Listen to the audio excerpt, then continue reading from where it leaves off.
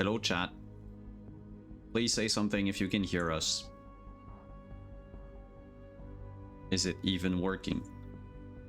Looks live to me. Cool.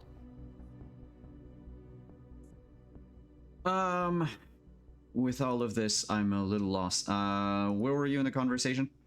About talking about the church entrance. Oh, yes, the one behind the brothers. As opposed to, is this different than the downtown entrance? Are they the same? She doesn't They're different. know. She knows people that knows about the underground.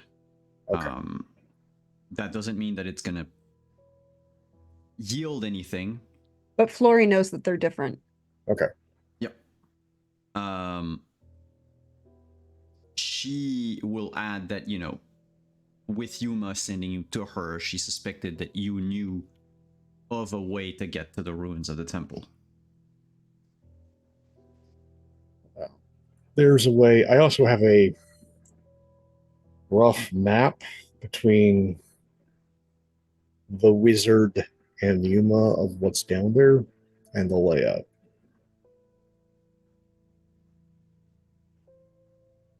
That is good for you. Like I said, I'm not setting foot in that temple. Oh, no.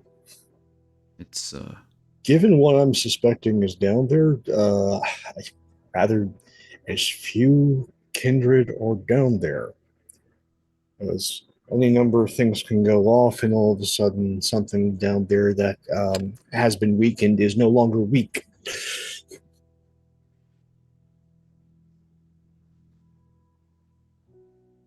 Just out of curiosity, since you have been a wonderful resident of this island, there are two individuals that I'm going to bring up that I would like to know if you know anything about. There is I live out somebody in the woods by myself. Yeah, but you seem to be well informed enough. And you've probably been out here in the woods longer than I have been on this island. So, there is an individual who is wearing a coat of people's faces going around. Good. One, that is disgusting. Two, I think I would know if I'd seen someone like that. All right. Then, since you do live in the woods, I have heard tell that there may be a lupine on the island. Hashtag can confirm. Saw it last night.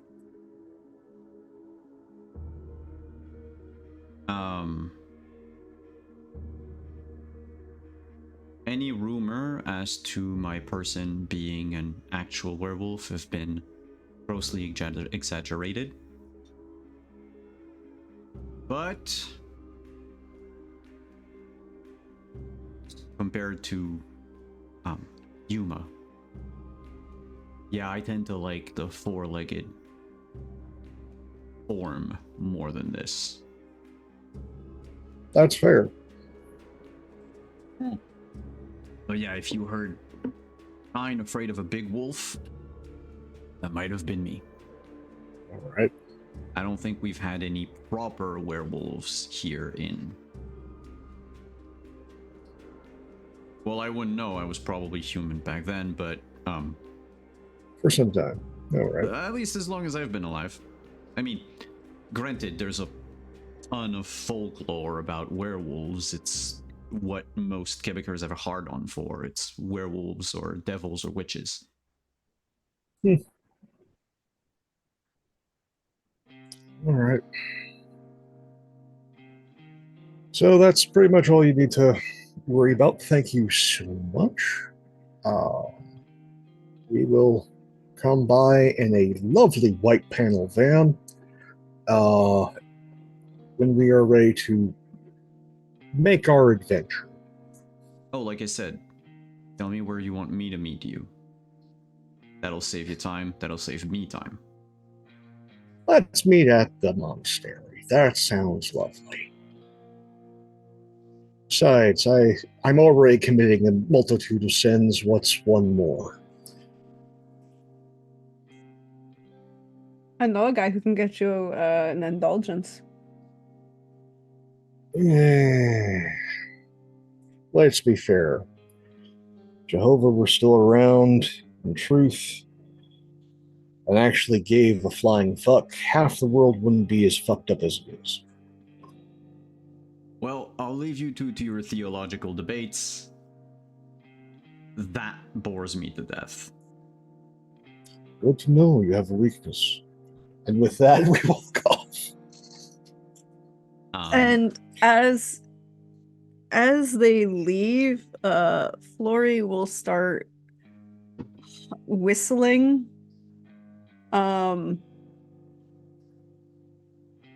Because we're in a Sondheim mood. And it makes sense. Being alive.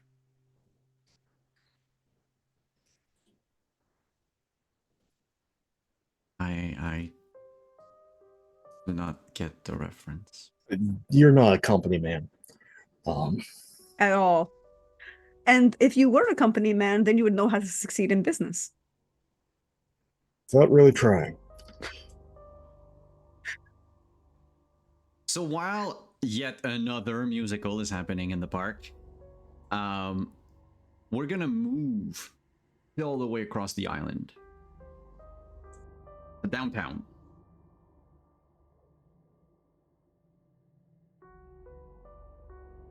Andrade and Dixon have left the hospital. Andrade just, the moment you're outside, says, "This way." And he will basically, cross the street, cut through the park that's across, and keep going in an almost straight line for several blocks. Eventually, once the hospital is completely out of sight of the two of you, he slows down.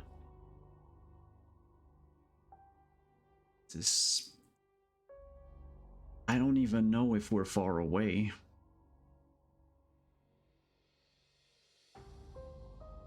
What's that? Oh, that was a crack. That was a bad crack. Some cracks are good, but that one was bad. Like capital B bad. Right.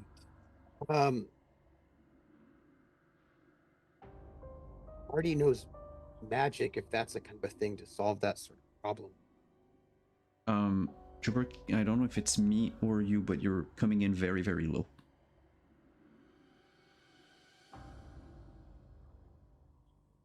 I think I should be. You're good. Turn up my.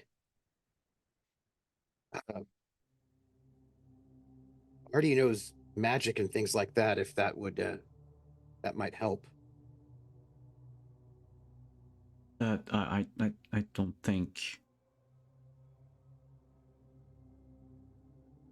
magic exists. It's all just, stuff we do with blood. Like you're talking like rabbit out of a hat type of thing? Because that's not true, No, I mean, it's not stuff that I do, but, spirits. I mean, I do different things. I mean, he does things that I think work in this place, but, restless spirits and that sort of a thing. He knows like all a sorts of necromancer. people who could. Like one of those Italian, Scottish, whatever family. I have no idea what that's about, but I know that he knows somebody to go and fix a undead spirit problem. So I imagine he. That'd be nice because when the crack gets wide enough, I don't know, I pass out. Okay, so two things. One, it's a bad crack. Yeah. So one, you should probably talk to Artie about that because he knows people who who've put spirits to rest already. So I would, that's what he told me at least. So I would talk to Artie about that. And then two, you should not sleep there. You should get a new place to sleep. But it's my haven. You should get a new haven. You know how long it takes to set those things up? Yes. Yeah, it took me years to get most of the night staff on my side.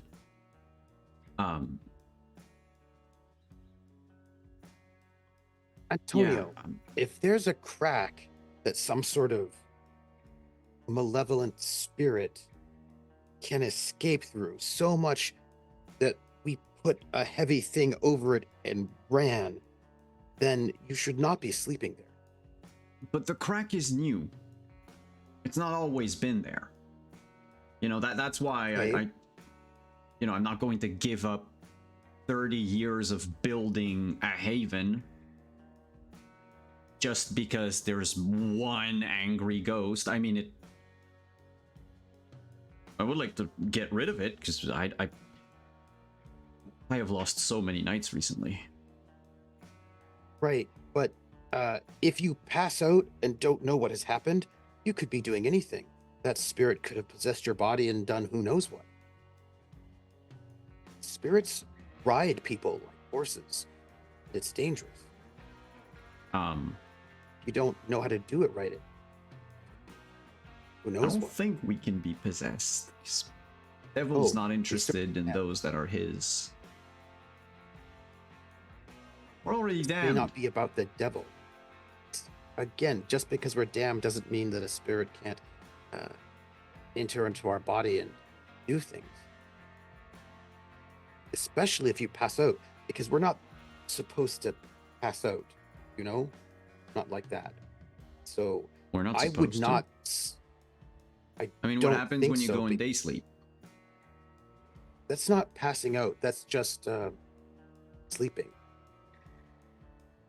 Okay, to me those two were the same, but okay. It's yeah. I day sleep. Don't sleep there until you get to talk to Artie and his Well- contacts. Every time I've seen it, Lori also knows those things. well, for the last 2 weeks, every time I've seen it, I just left the place, and whatever it is, it never touched the kind over there. Not even the Wait. sick ones. This has happened multiple times. How did you? Of course. How'd you think I knew that it was a bad crack? Right. So, Antonio, don't go back there until it's been resolved. What if you don't know what it's doing? If it causes you to pass out, you don't know what's happening at all. It's not a good idea. It could be any sort of spirit. You don't know. But I put a lot of time into building that hospital. I mean, not There's a building. phrase. I didn't build it. You know what I mean? Yeah, there's a phrase. It's called the sunk cost fallacy. You can't stay there.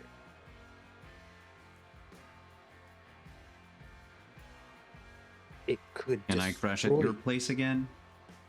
No, you told me that Well- those people had left Montreal. Yeah, Where do you stay? Right. all sorts of places. I don't really have a good place. I used to sleep in my truck, but then the Archon found out it was mine and tried to kill me there as well. So that's not safe. Yeah. Don't think you'd like where I sleep. Is it better than a hole in the ground?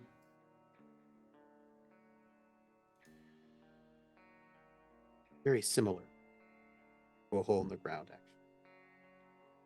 actually. I need to. What time is it? Just less convenient Um. than a hole.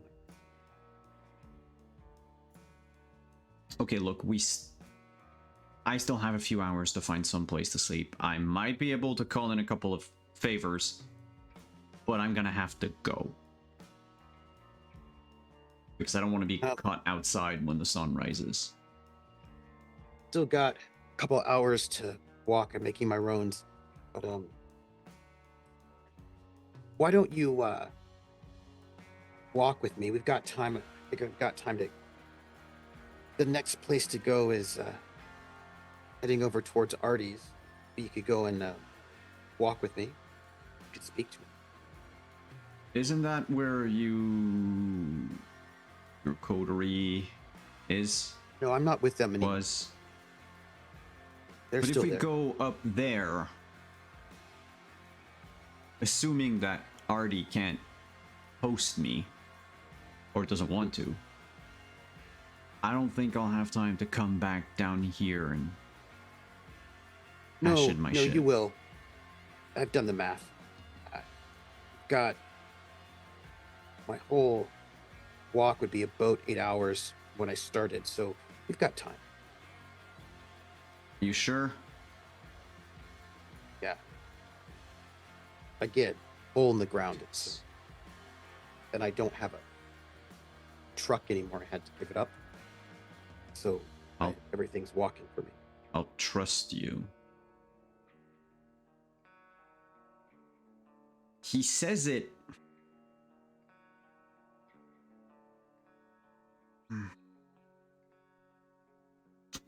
Can you give me manip insight? Before I say anything about things you could pick up. Sure.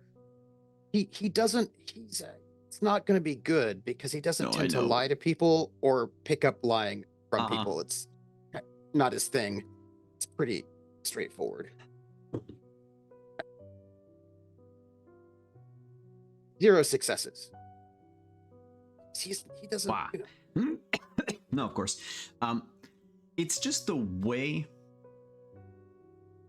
You can't put your finger on it, but there's something in his voice or in what he said.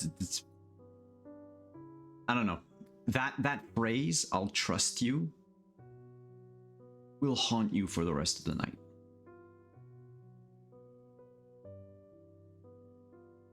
Decide however you want it to, how Dixon goes through with it, but it becomes like a brain worm. Don't worry. We're gonna find a place to sleep that doesn't have evil spirits. Yeah? And what is it gonna cost me to get Artie to exercise my hospital? I don't know. Can't say. I don't know. You could just ask him. I mean, I don't really know I just thought about- you know him more than me. No, not really. Thought I did, but I don't think I do. Weird. Don't think he's into. Actually, I can't say what he's into that sort of way, but figure he's pretty reasonable. Okay. He likes to be that kind of leader. Yes. Yeah, I guess so. Making rounds anyway. I've got a big track to walk. I've got to check messages and all that. Did you leave me a message? Recently? Yeah, a new one. I haven't checked the Dropbox yet. What do you mean a new one? Well, the one after you sent me one saying that you're back to your old place. Did you leave me any new ones?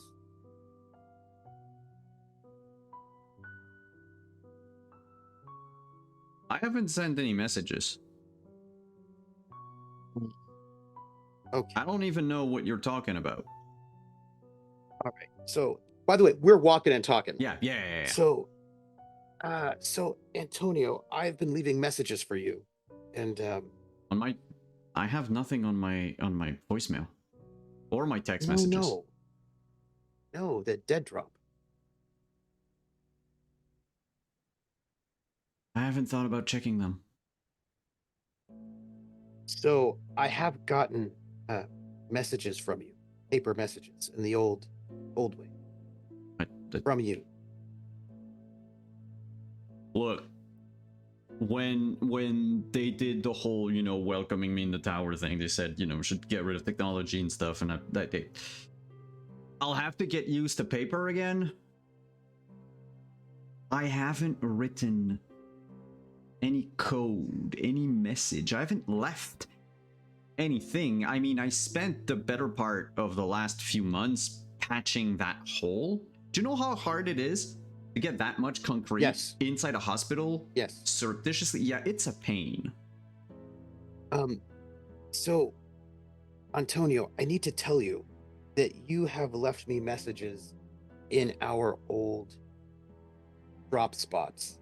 And you also have told me that you have passed out for lengths of time while Yeah, I'm staying. starting to believe your wild theories. The only reason why I knew to come find you here is because I got a note from you saying that you were back at the old place. You notice, Dixon, that as he talks, you're you know, walking, he's next to you, but you see him raise his arm and just clutch like the crucifix under his clothes. Hey, I was thinking about what you said, and it makes sense. Jesus, he could be one of us. If he was, you know, infused with the spirit of one of his ancestors, it makes sense. So maybe you're right. Yeah, you know, I'm always wondering what plan he is. If he's not the first, then, like, clearly, you know, he's not one of the Nosferatu, because we would have known. There are a lot of different plans than the ones that live here. Could be something from another place. Pretty open. I hadn't thought of that. I mean, so I don't know all of it, but possible. But why are you? What? Why are you saying this now? Like a few hours, well, an hour ago, you didn't even believe me. No, I had to think about it. I just said I didn't not believe you. I just said that I'm from a different tradition, so I don't. It's not my not my place to say. You know. Is it his message? I mean, it's pretty powerful. I would understand you turning to the Lord. Well, I have my own tradition.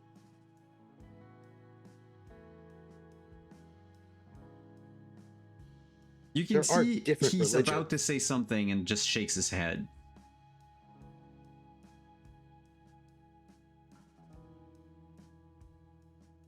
Follow a different religion. It's okay though. But yeah, no, like one doesn't invalidate the other. I just it's a difficult path.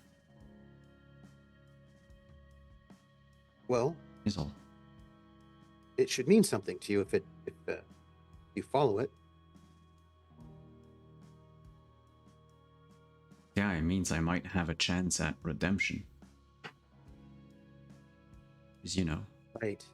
If Jesus was a kindred, and everyone says he went to heaven, then, I mean, I can probably go to heaven. Yes. I don't know, there's things like that I think about sometimes. Well, I'm not damned in the first place, so I don't really have to worry about that. I don't know. What do you call not being able to stand under the sun? A noble choice.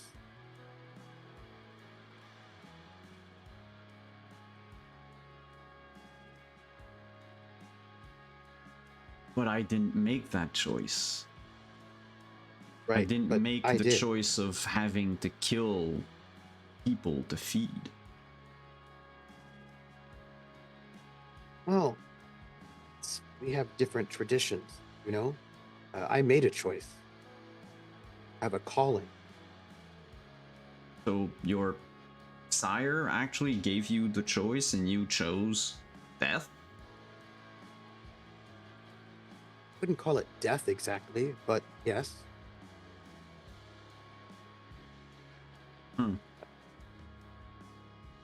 You... Because I'm not dead. If I were dead, I wouldn't be having this conversation with you right now. You see he takes like two of his fingers and he extends them to try to like find your pulse as you're walking.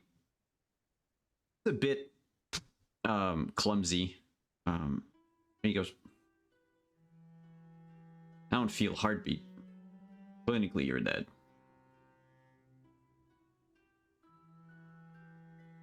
Mortals don't always understand things, right? I mean, you believe in mysteries and miracles and things like that. People don't always know things about the world. They may think of us as dead, but that doesn't mean that we are. Something different. We can be not alive like they are, but also not dead like they are. Something special. Something. Yeah, undead. That's another word for us. Not how I would see it. I would see it as somewhat divine, actually.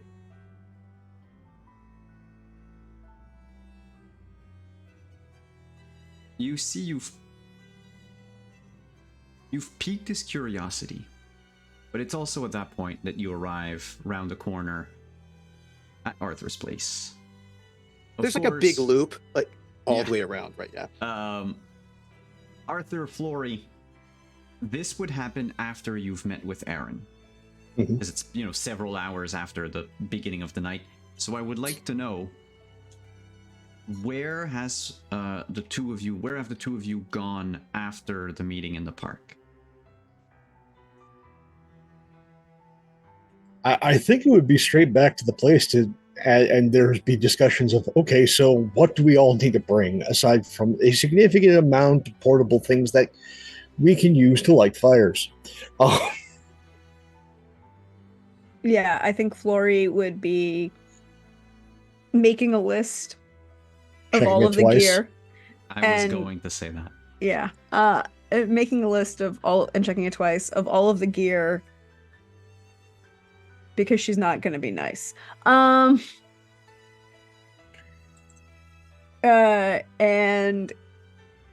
that she's would want to bring, and stuff like this, particularly going through like the stuff that she knows that Zalmadi has left in the RV that might be necessary for a job like this, and introducing and explaining her research, which she hasn't discussed with anybody, right? Like the extensive research that she's done, she has not discussed with anybody at this point.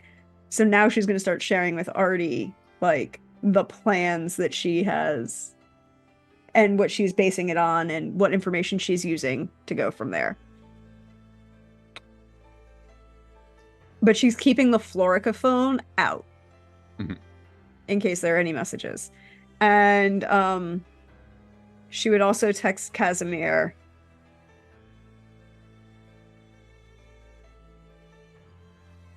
And she would just say, pulling a lupine. Or not a lupine, a lupin. The third. See you on the flip side. He replies, thanks for the RV.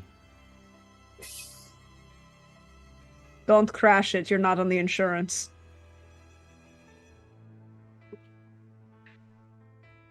Yeah, I don't think he could be on any insurance paper.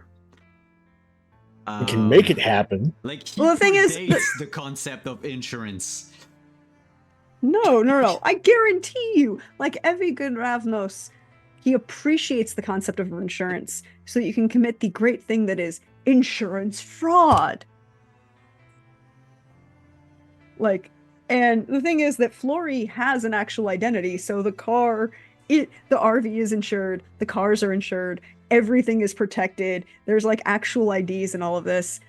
And she would also then, she goes, oh yes. And little princeling shithead is the child of him. And just like be angry about that. I think when you let out that fuck, you would hear the knock knock knock on the door. Mm-hmm. Oh, shit. Damn. And Before they walking knock up. on the door, he'd say, "Hey, Antonio, imagine you're probably going to stay here, but I need to know about Eddie and this woman, because it might be the key to everything. Do you know anything about where to find either one of them?" Hello. This is like before we knocked on the door. Oh. I thought it was after you knocked. There was this moment I could hear. Before he knocked, because he would Okay. want, because he's figuring that in his mind, he's figuring like Antonio's going to stay and he's going to leave, so they won't have the chance to have that Yeah, conversation. that's fair. So, wait, what? The key? Need to Eddie and the woman. The third eye? Yes. They The need key. to find them. Yes, we do. Well, shouldn't have said we. I don't know if I want to.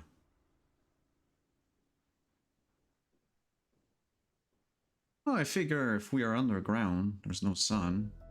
Better than with the crack. What? Hetty? Yeah? Yeah, she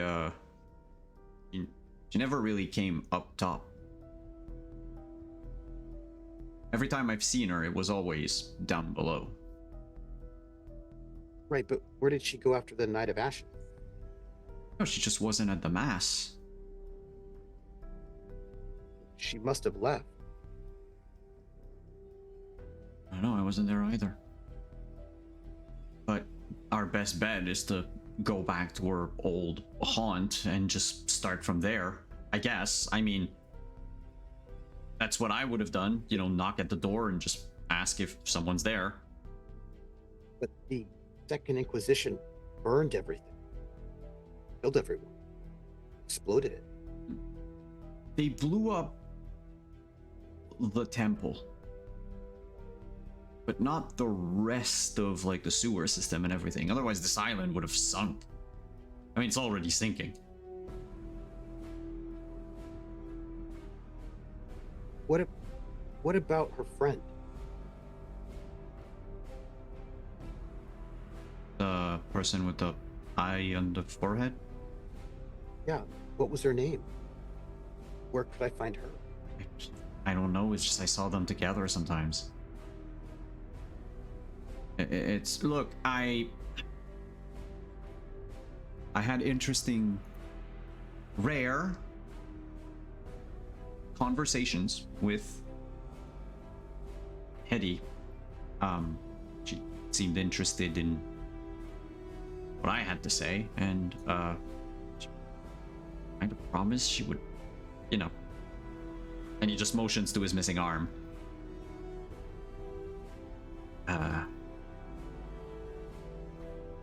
But oh, and she told me to. The first time you came, she told me that you were coming. Probably because you told her. Anyway, she wanted me to watch out for you, but not bring you to her. Yeah, I realize now that I've been lying to you for the past like 50 years, but it makes me look bad. But I did it because it felt right, you know?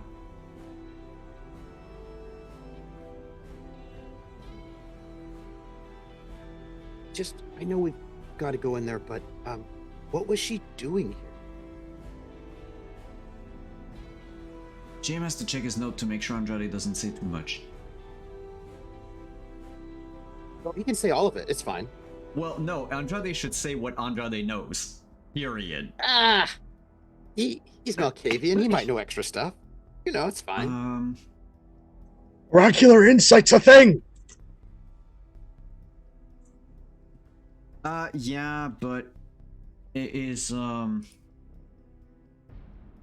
Andrade's Malkavian curse comes out in a special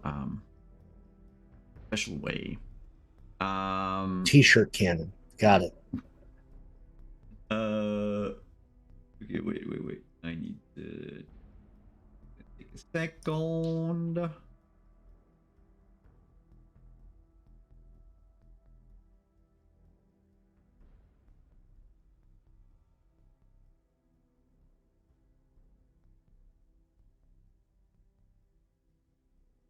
I think it might be easier to ask you, Cooper, when did Eddie leave? Because I have the entire timeline here, but I don't want to search.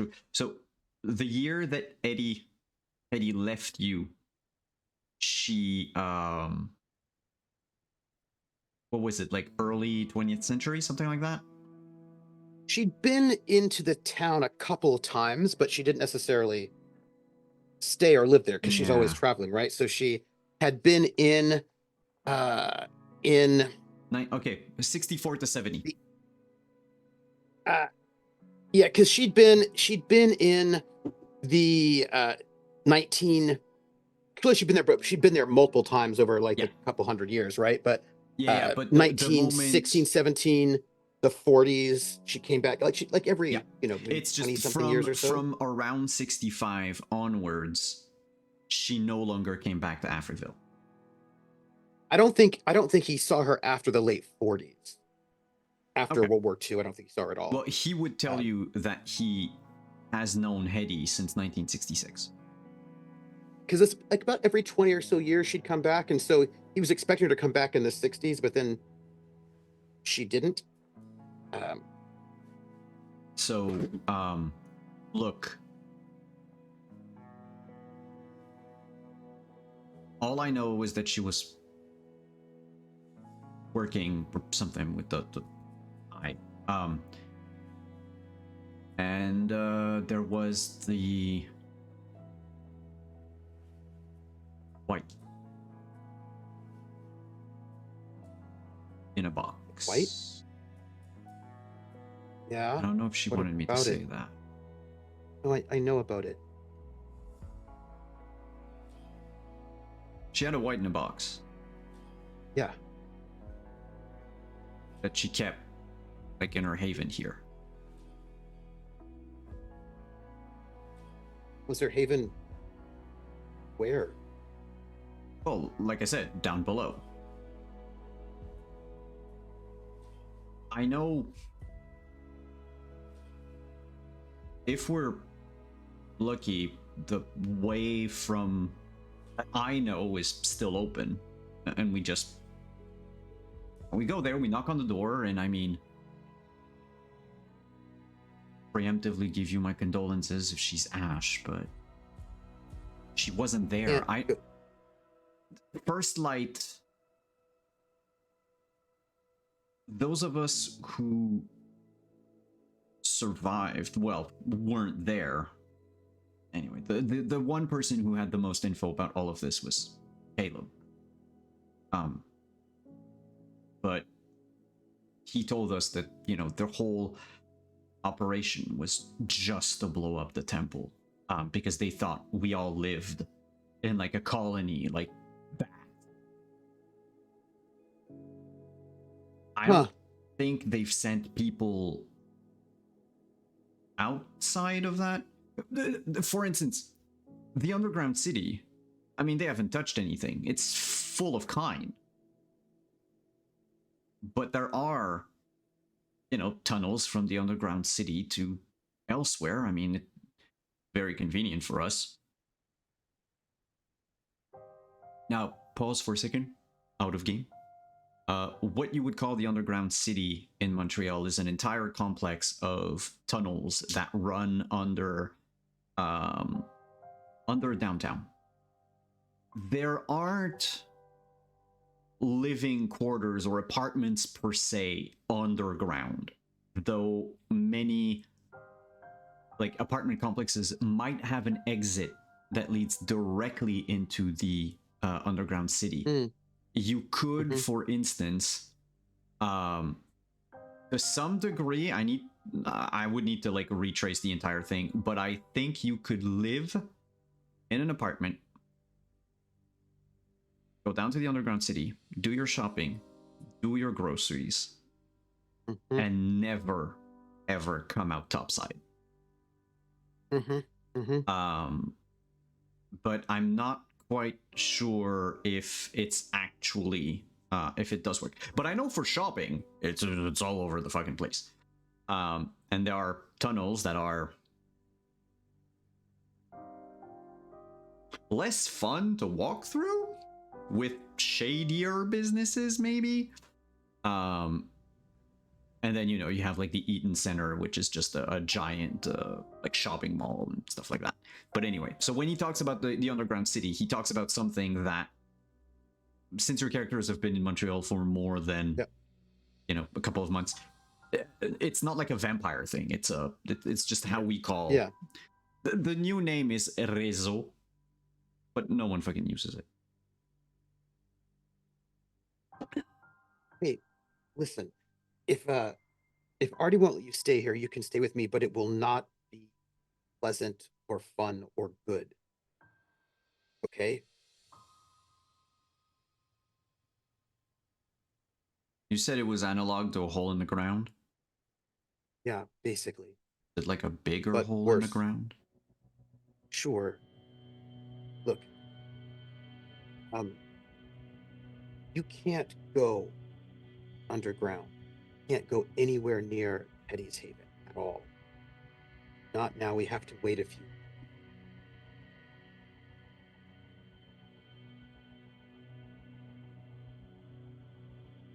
We watched. Why? Caleb. Yeah, what's with him? He's trying to use me to get in there for his own purposes. And something you just said made me think about him in a way that's not so good. Yeah, but her haven is nowhere near the temple. No, but Caleb's watching me. He's been watching me for a while. Wants me to get in there. We talk more about it. Let's see if Artie will have a place to stay. Knock, knock. Fuck, shit, damn. Hello. And on that, we're gonna cut to a break. I know I lost power earlier and all that, but we didn't have a proper break for the players. So let's reconvene in a few minutes, everyone. Ta-ta.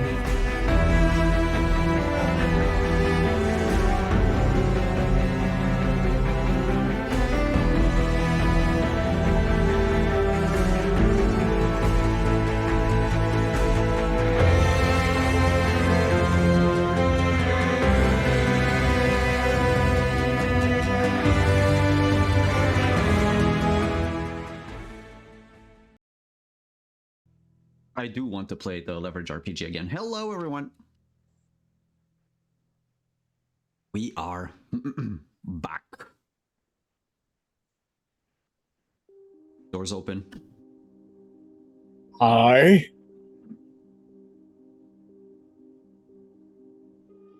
Antonio needs to speak with you.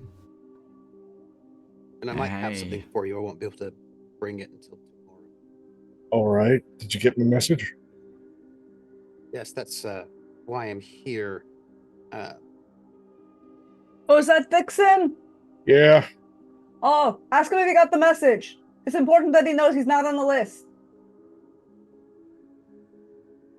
I don't know what that means. Yeah. There's a particular hit list within the hierarchy of the tower. You're not on it. Well, that doesn't stop them sending assassins after me, so I No, it don't doesn't. think that makes a lot of sense. But please come in. Yeah, Dixon told me that you could fix my crack. Got a crack problem? Wait, Hey, since Flori. when are y'all doing cocaine? I thought that all went out the 80s. No, I was. Are we talking spackling? Like, is this like a handyman thing? There's a crack. There's a bad crack in my haven. It opens and closes. It's happened a couple of times. Kind of recent. Started around This is October. Yeah. Anyway, Dixon here thinks that it's a spirit, and that you know spirit sorcery. Oh, all the individuals may have left a resonance. Okay. That is, if we're dealing with a breach, that is above my pay grade. But we're in luck. What my mentor in that discipline is in town. Currently, he's helping another member of your clan. And I should be able. Oh shit. That means I have to message John and Lindy to see if they're available for something. Yes. Yeah. Yeah, no. Yes. I think the two of them, because I think he's teaching her, working together will be able to patch that. I think it's bigger than that. Whatever it is, Fredo is exceptionally good at what he does. And the fact that he has stayed here means that what I was hoping actually kind of happened. He got the man out of the old world and got him managed to get our favorite influencer a new hobby. So between the two, things should be, at least that section of town, better. You No, made I a think it's- Malkavian have friends with the Giovanni, and you think things will be better? Yes. Fredo is a very particular individual with particular needs, and for a Giovanni, a very amenable temper. So how do I contact them? I can just give him a call right now. Like, go ahead, have a seat, just relax. Yeah, there's one more thing. A trifle, really. Uh-huh. I need a place to crash when the sun rises, and apparently you are a trustworthy source. If you actually have a trans-dimensional gate in your haven, it's probably safer for you to be here. There's any number of entities from the other side that would look at your husk as a wonderful condominium to take up residence in. I think one of them is already doing it. Well, not at the moment. Oh, I mean, we're would gonna I burn know? some sage in a moment. Would I know? Probably No. I not. know. If there is something already in you, there is history and documentation that can lead to all sorts of issues, because while the entity in question finds your corporeal form roomy. Due to a peculiarity of your clan, they can't get out.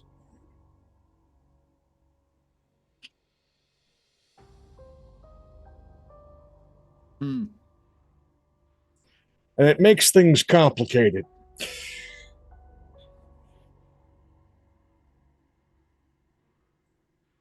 Okay. Anyway, I think he probably shouldn't be there. No, but we're definitely putting you in the safe room while you're here.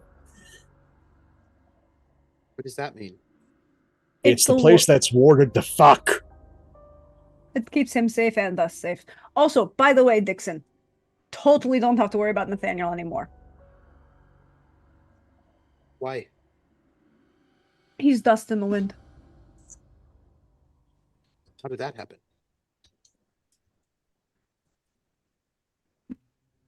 She will pause and just kind of stare at you. Do you want the particulars?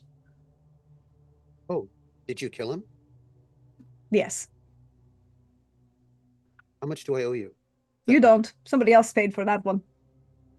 $50. And this Outback Steakhouse coupon.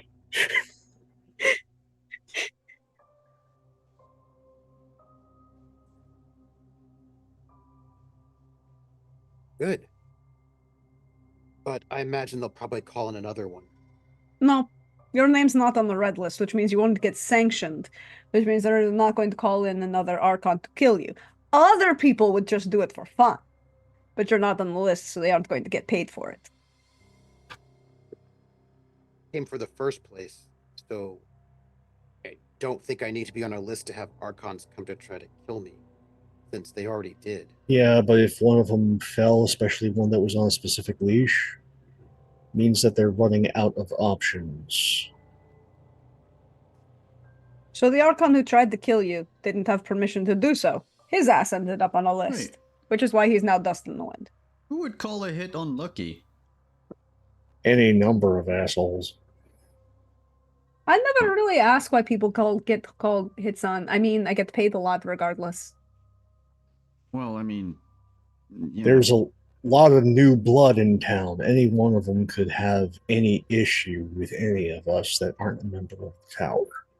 But I have promised not to take any hits on Dixon for the next 6 months. But And after 6 months, she's gonna go and kill me. you Oh, no, said no. So I appreciate that. Wait, Dixon. Hmm. Lucky. You said he's going to like lean to you to like whisper in your ear. You said that Caleb wanted you to go downstairs. So Caleb's not going to call a hit unless it was to like, I don't know, maybe kidnap you, but Caleb's I a have sheriff. not been cooperating with him. But he wouldn't send someone to ash you unless he didn't want you to work for him. What I'm thinking is,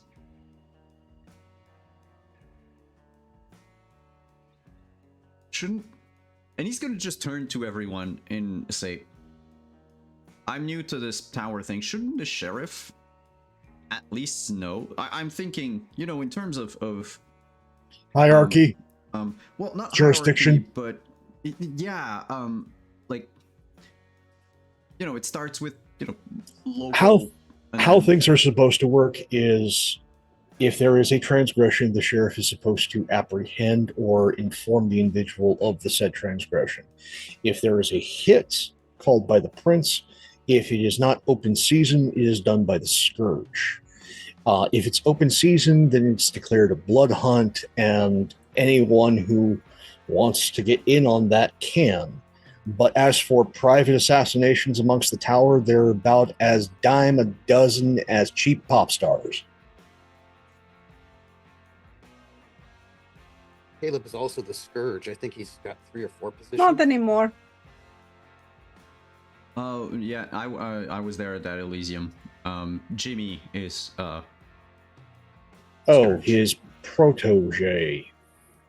Yeah, it's real awkward. But I don't know. It felt like the Scourge was an easy job. I don't. It's not. Well, Everyone thinks it is, unless they're better informed, and then it's actually one of the. You have to be competent to do that job, and that's why I'm kind of. So no, Dixon, you are right. Caleb's still Scourge. He's just using the proxy. Yeah. how often are these execution happening?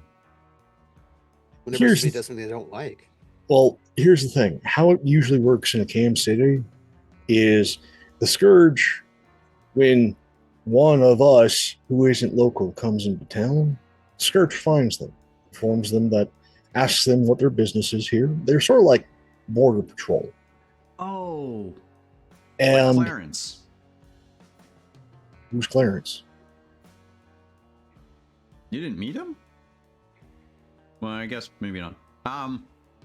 Clarence Bleecker. He's a part of Yuma's gang. He's like a census taker. A little more intensive, more like border patrol. They ask you what your business is here, what your clan is, then inform you to go and see whoever is the primogen of said clan to get permission to be here in the city. Usually favors are exchanged for such services. But if you do not answer the questions correctly, or you were found here post business, the Scourge eliminates you, or at least puts you on ice. I'm starting to like my decision less and less. If you do anything that they don't like, if you break their rules, they also kill you It's just or your friends or whatever. Well, so also we're there's back to this how things were a decade ago.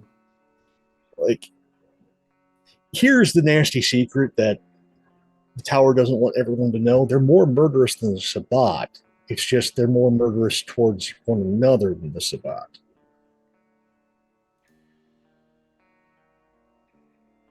The Sabbat, you have dealt with Sabbat justice, points to arm. Yeah, They like living examples. I know. They do not want people dead because there is a purpose for the sword.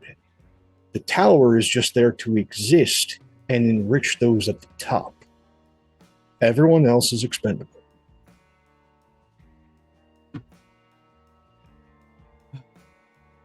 I think it's too late for me to attend in my resignation. Yeah, I think they'd probably kill you if you did. It's best to play along if you have joined up until invariably someone tries to take the crown. Best to lay low. Again, you have currently a weak prince. He has backing, but he himself is not an elder. He has elder backing. He is essentially a proxy. And as long as he is a useful proxy, the elders will defend him. If he gets too big for his britches, either the elders will pull their support, or if one of those that are also have consolidated some power and don't like the way he's running things will try and offer. It happens usually at once every 2 decades. We have Always elders. Yuma. Yeah, have you met the asshole who calls himself Mehmet Benici? Can't say that I have. Then true. Apparently, Junior's dad. Ah. Mhm. Junior. The prince. The prince. Yeah, I found that out last night. It was a that joy. Not. Sorry, go ahead. Oh, were you? Well, I thought I interrupted Deirdre. That's why. No, I said what I said. It's like I found that out last night, and that was a joy. Not. And Andrade would add then, so technically, this Mehmet person is the prince. well, him and whoever else is backing this play, Vion may actually be backing Junior, or he's doing this as a favor that's been called in by Mehmet. I wouldn't put past Mehmet since he's friends with my sire. This is very convoluted. Oh yeah, and it's bad for all of us. By the by, you wouldn't happen to know a real easy entrance into downstairs? Did you do that? Because the two archons are threatening to cry to their mother and bring them here. Just And- going to continue to do the work of the tower. No, what I'm going to do is give them the evidence that they apparently want, burn everything else I find down there, and hopefully put the shiny jewel that's downstairs out of people's hands. Again, Caleb was really eager to get down there, and I do not like it. Been telling you that for over a year. Sorry I didn't listen. I So wanted why would you Caleb go to be down there? because I need to retrieve the few things that, well, the big reason is one of the things that's down there is what my sire wants most. What's that? A reverse version of Golconda. That means Golconda is pretty much the shiny I- mythology amongst all of us that you get to transcend the curse. Yes, you go back to heaven. Yeah, I know about it. This different is things about an it. inverse.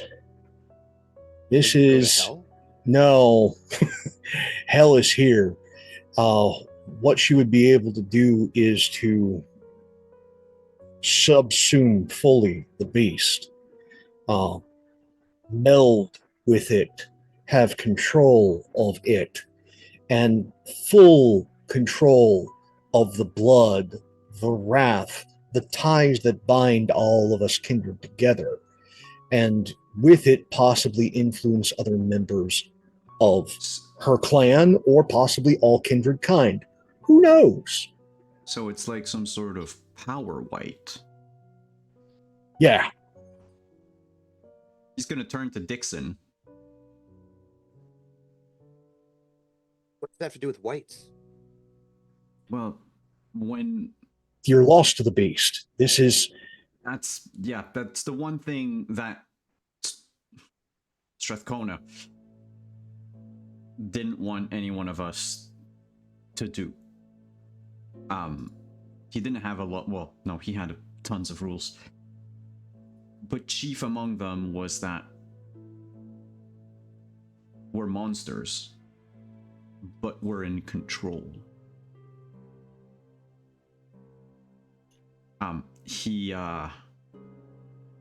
There was this one guy,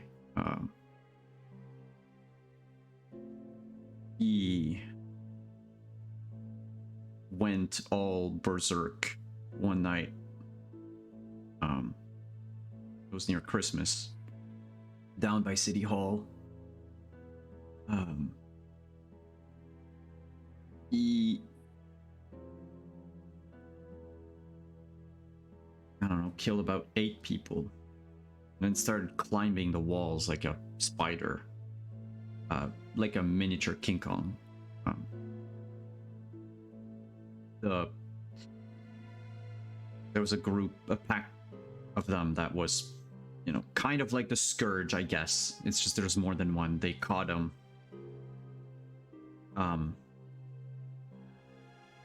They chopped his arms and his legs.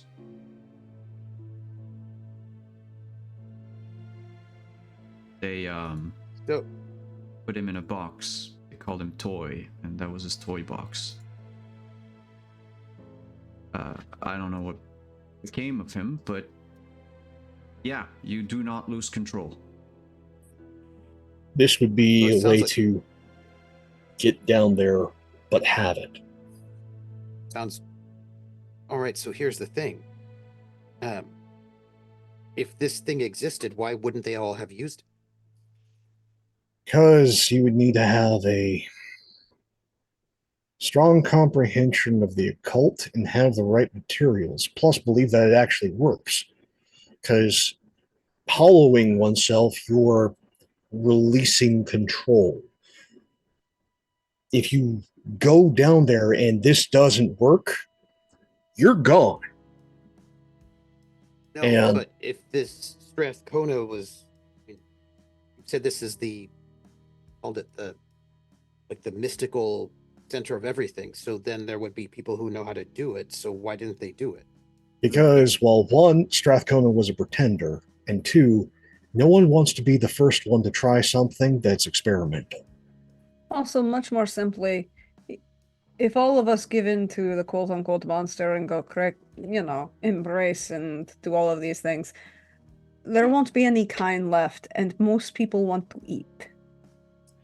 But this is different because you said this is about embracing and becoming one with the Beast. It's theoretical. which is It which is not loss of control. It seems good. it No, is it is and it Absolutely isn't. seems good. It's What's good. not good about it?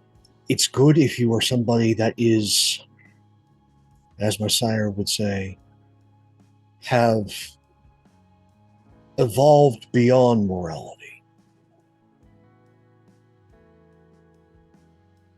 Don't see how this is a bad thing at all. And if there's a ritual that everybody knows about that you could just easily do, I don't know why they wouldn't have done it. Especially It's probably the way you not described the easy, Sabbat. Dixon.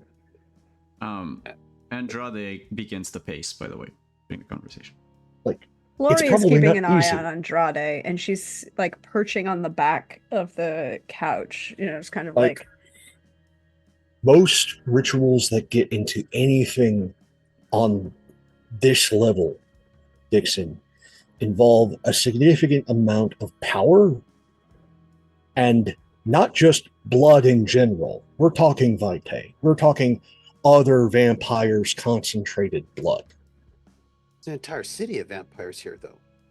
Yeah, So why wasn't it done earlier? because again, it's myth and no one wants to be the first one to fuck it up. Also, No, if you're in charge, why would you want anyone to possibly do this? Well, I figured you would do it. No, I am not her. No, not you. I meant if you were the person in charge of the Sabbat in the city, why If wouldn't you you do it? already have power, why would you need to grasp at this ring?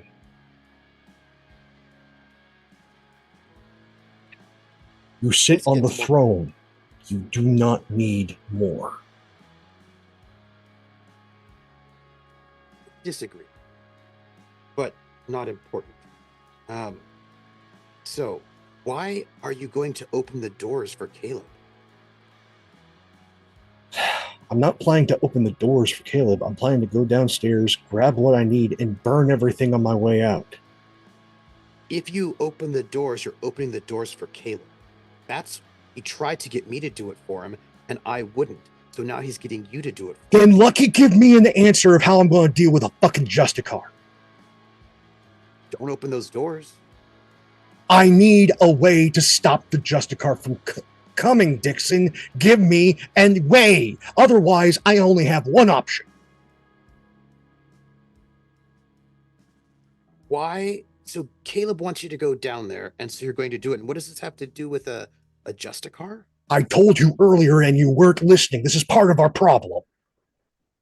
The Archons, if they don't get the evidence they want, are going to bring a Justicar here. That means anyone who's not associated with the tower is dead. Well, we're already dead because your sires. You already told us that a long time ago. I have a We're way already to possibly out of time. stop her by going downstairs and destroying the damn thing. What evidence do they want? Evidence that ties Mehmet to my sire.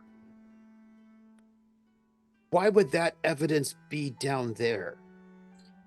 Because Mehmet and my sire have been working together for quite a long time, and if they're both here, there's something that he wants down there as well. Okay, Um, but yeah, yeah, this was a Antonio? very important Sabbat city. We had, I mean, Dixon, you saw it when you came by, right? No one stopped you. I mean, had to not be found, but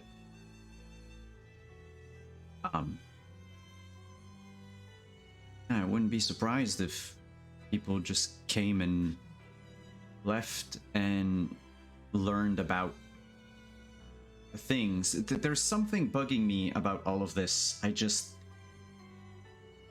can't Same. get my finger on it. Feels to me like everybody wants inside that place and are going to use any excuse to make somebody else do their work to do it for them. Antonio. I imagine if your sire and this guy Mehmet know each other, I imagine the evidence would be where your sire's from, Florida, not in the basement. What she wants is in the basement, and most likely what he wants is in the basement. But that's not what you said they wanted. You said they wanted evidence that those two people are connected. And that's probably down there as well. Did they Anto- live here? No, but I know how the Sabbat keeps tabs on everybody. If there's any inquisitorial or Black Hand documents, they're down there. There's the book. Book? Logbook, like a hotel. So if he visited, it's down there. No, it's not down there. It would be up here. No, it was kept in Wait. the temple, which blew up. There are other logs that are not down there in the basement. Where, Dixon? If you know about these, where? But again, I don't know why they'd come here to look. If you're going to open the door and let all those people that you don't like get whatever it is they want, that's on you. You can do that if you want. If you're going to just do their work for them. I'm asking you, give me other options. If you're just going to yell at me, you might as well leave. The options are to go to war, fight them, not capitulate to them like a dog. Anyway, You and I'm what going to give you a army? present. I'm going to give you a present. I'll come by tomorrow and give you something that maybe will help you. But I'm telling Antonio. you this. They've not been able to get in there at all. And they've tried really hard. And they've been kept out. They've been kept out for years. They have not made it in. And they asked me to get in there for them. They kept trying to make it so that it seemed like my idea. And now they're doing it to you. Then you can go and do it. And I have got something that maybe can help you. But I'm going to tell you that right now, they've not found a way. They don't even know where the entrances are. They don't know how to get in. Or they need somebody else to do it for them. And That's because they think you knew how to get to your sire. And you see like Antonio trying very hard to piece things together. Think about it. Let's assume for a moment that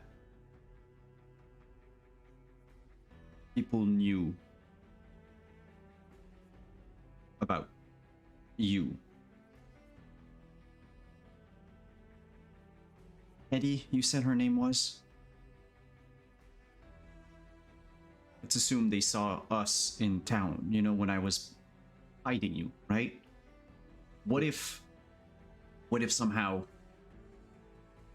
Caleb saw us at some point and connected the dots? It would... He might not know that Eddie asked me not to divulge where she was.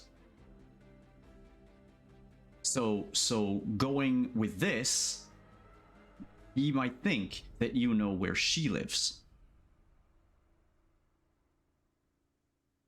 He might want to talk or to find her. Why, Antonio? Why? Because I don't know. But it makes sense. He wants all of that. He wants all of it. Like No. what? All of what? Because I'm thinking, Whatever ritual you're talking about. is he even aware? Caleb doesn't want that ritual. No one sane wants that ritual.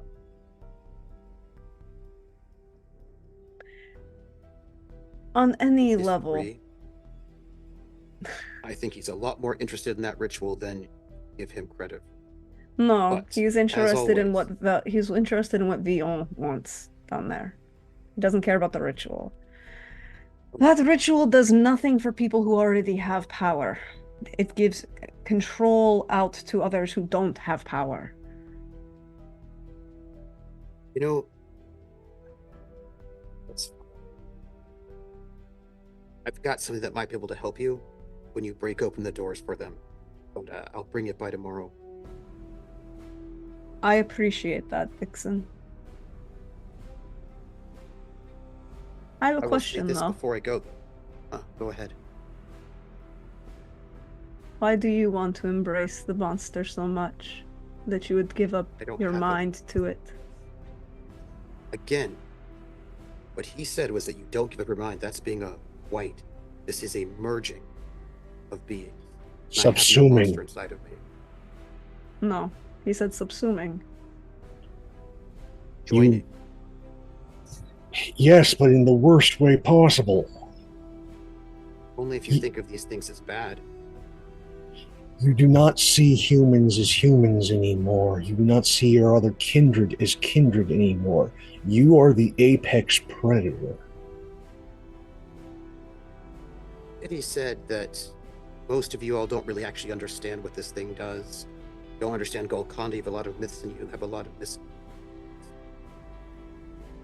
I'm going with her. I let you stay with your misconception.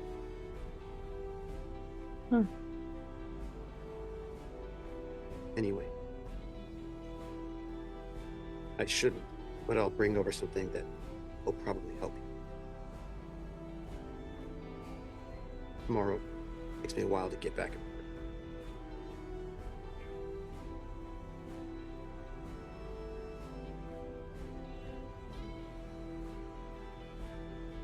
Antonio, I have a question for you. Yes. You said you've been losing time. Since when?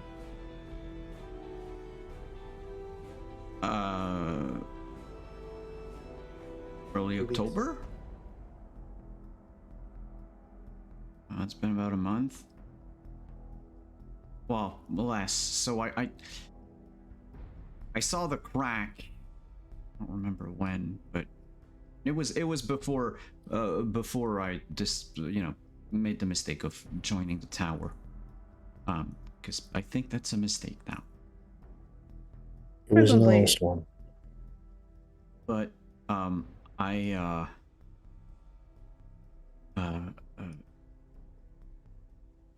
yeah, I saw it, patched it. I don't remember how often I did that. But the day sleep thing in the middle of the night, that's happened that I remember twice That could be a number of things. in the last few weeks. Dixon said I've been writing to him, which I haven't. That doesn't sound like a possession. Dixon, can you confirm that the messages that you were receiving came from Antonio and not someone who knew your communication method and intercepted it? I'll just go with your story. I am asking you a question. because both of You know these are what? problems, but they have different issues if they are not the same problem. I'm I'll not just take saying a it that it story was- one way or the other. I am asking for information to get clarification. I cannot give you any evidence, so I'll take it on my end. Okay, you don't know, which means You As I can said, keep the I don't know papers? anything. Doesn't matter because anybody could have just forged your hand. This is my lack of. I'm not a professional, so I bet I'm not it's a fine professional for you. spy either. I'm asking You're a if you professional assassin. You know these things. You know when people are following you or not. I told you many times I'm not stealthy, so probably this is just on me. And But she's gonna concerned just that take- your communications network has been compromised. we're gonna go with that. I believe we have an issue with Antonio losing time. The possibility of a communications network compromise is also an issue.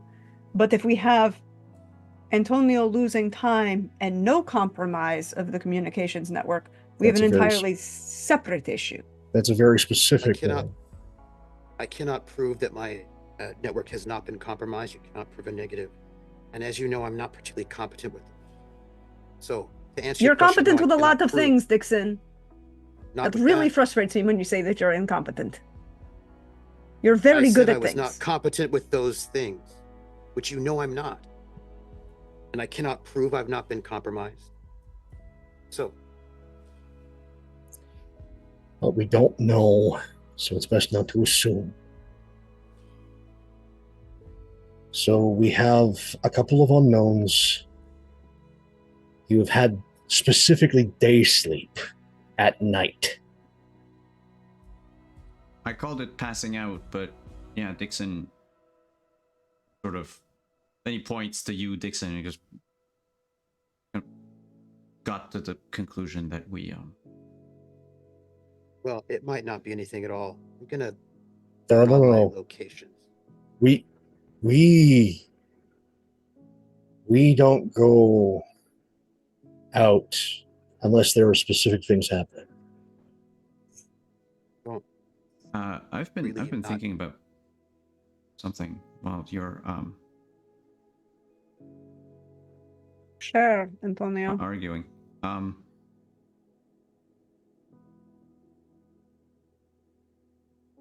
Dixon, I think I might have a way for us to see Hetty, and nobody in the city, save for one person, would know about it. And even then, they might not know that it's you. If you're going to have this conversation, I should not be here. Well, yes, that's why I'm not talking more, but He walks out. he looks at Flory. She smiles, nods. I hope you do well tonight, Antonio. You're safe here. I'll make sure that nothing gets to you. Dixon, if you want to crash, you're more than welcome. If not, there's also a bike at the door. Have it. And don't she take will. things from other people. It's a gift. And I she don't take will. gifts from you. She will stop as she walks out the door at that and turn back. The only gift that I'm taking from you is I've got 6 months before you'll come back. That's your promise. No, that's a professional guarantee. That's not a gift. I take 6 months of my life as a gift.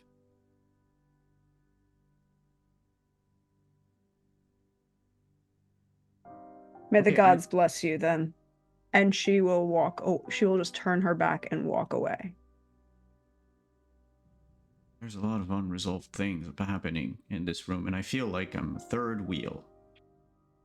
Oh, she has no problem taking a contract on me after 6 months. Okay, but what about the bike? This is a person who may in 7 months kill me. I don't need to take a bite from her. Why not?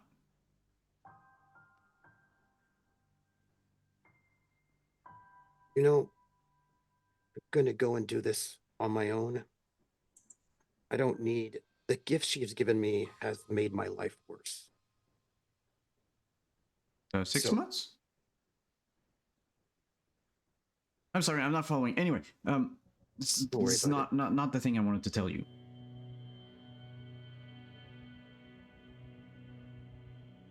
Yeah.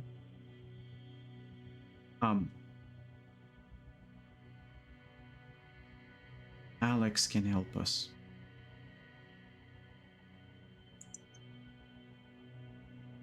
How? So you know how Alex can make...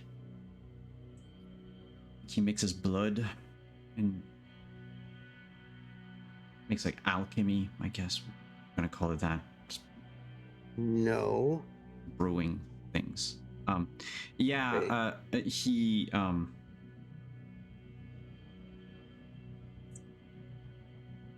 does that. I know I've asked him a few times to help with things you don't need to worry yourself about.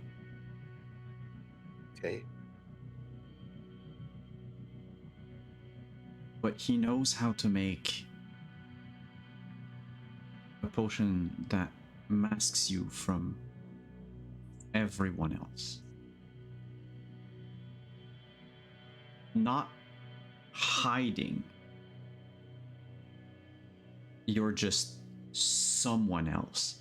So he didn't have it. Well, I mean, he wasn't even born in the 70s, but prior to the temple crashing and all of that, I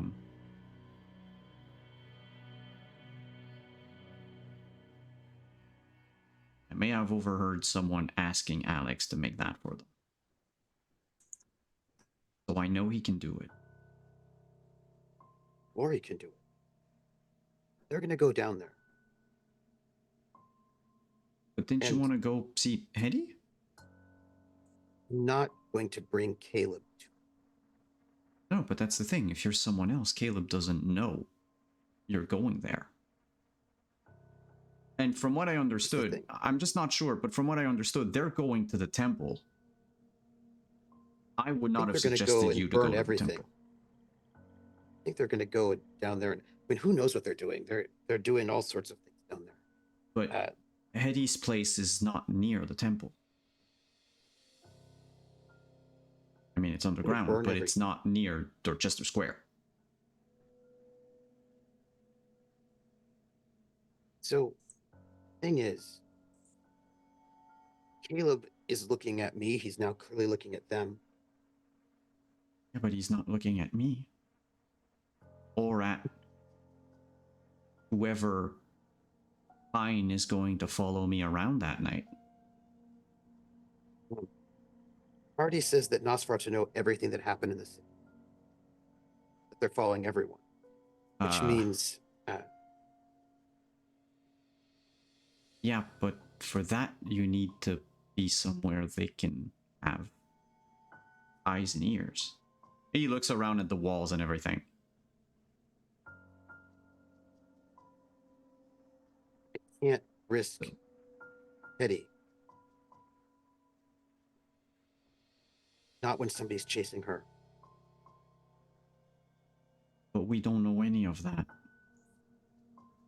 I do know that people are chasing her.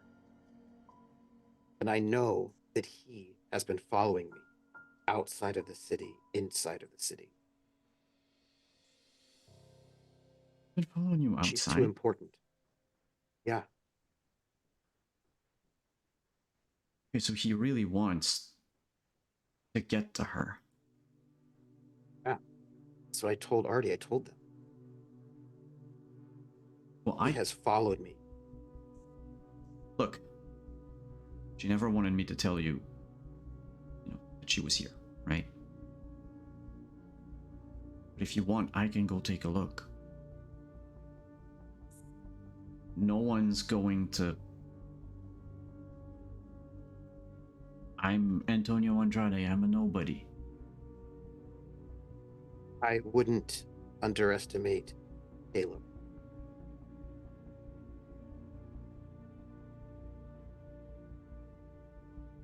Antonio, you have faith, right? Yeah, but you don't. Oh, that's not true. I do. I have faith in something different than you. But I have faith. You don't have faith in you. Oh, I do. I have a lot of faith in you. So what are you going to do? I am going to do my job, which is defend her, which is to not lead the dogs to her. I will not be someone's patsy, and I will not bring death to my high priestess.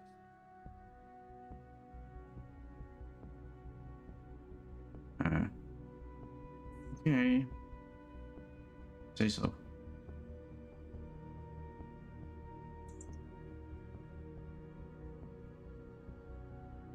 I think they're doing their thing.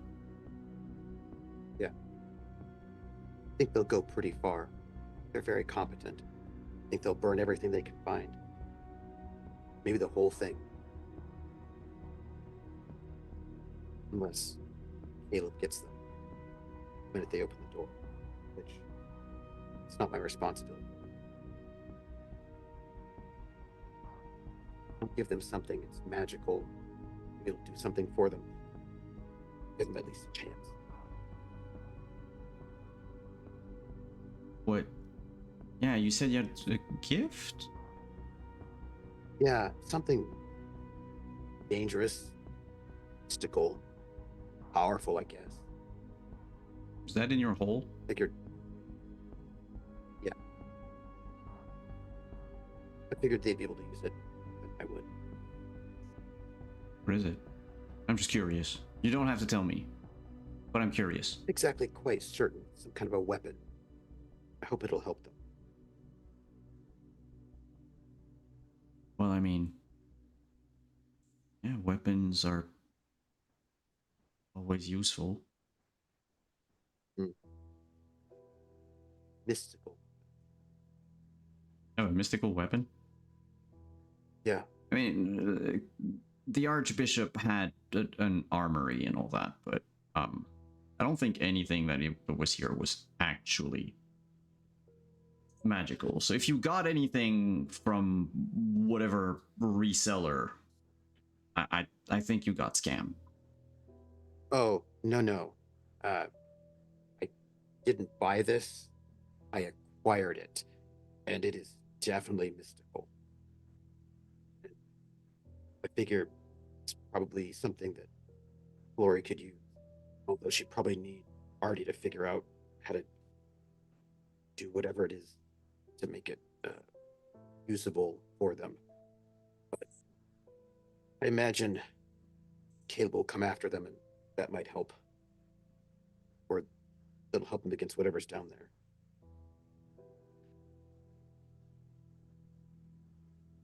I say you should probably avoid that whole area for a bit. They're going to go down there. It'll probably be dangerous, and I don't want you getting hurt.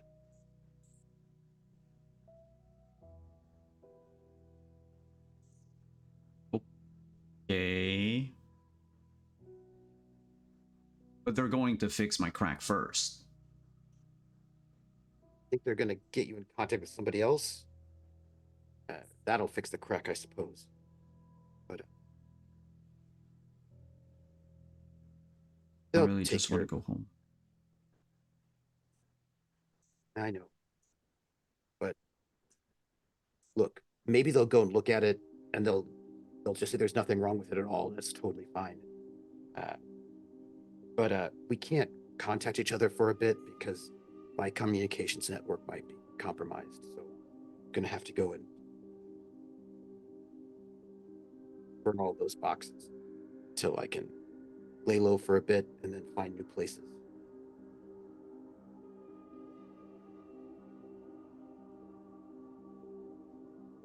You're living on the street. that why it's Yeah. harder than a hole? Sure. Not good. It's not safe, but it's not convenient. Why don't you stay here? Again, this is not a safe place for anyone. But you told me to be here. Right. The problem is me, not you. They're in good standing, more or less. They've got millions of dollars, a lot of resources, and allies, contacts, and they've got a lot of stuff they can keep you safe. But they can't keep you safe because... Guilt by association. I'm not welcome in the tower. Yeah, I got that impression already. And it's better if we're not associated with each other. Then whatever happens, whatever I do will not come down to them.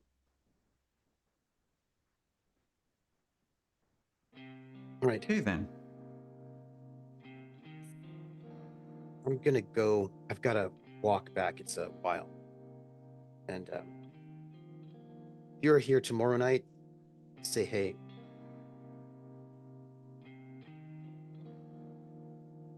Yeah? Until the crack is resolved, I guess. Maybe one day I'll be able to find out what happened to your arm and how Hetty was involved. But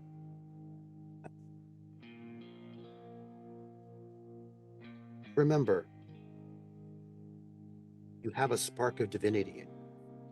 You're not a monster.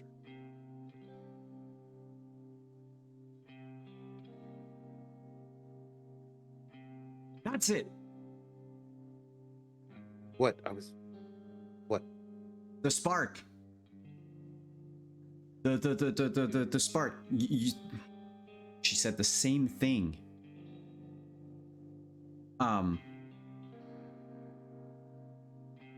In the white.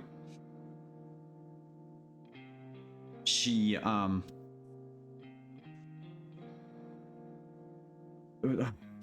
can't remember. Wait. Oh, this is painful.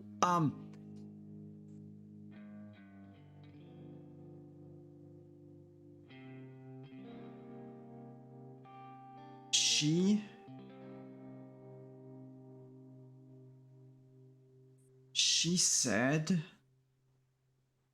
and the next words that I will utter as the GM come out of Andrade in Hetty's voice.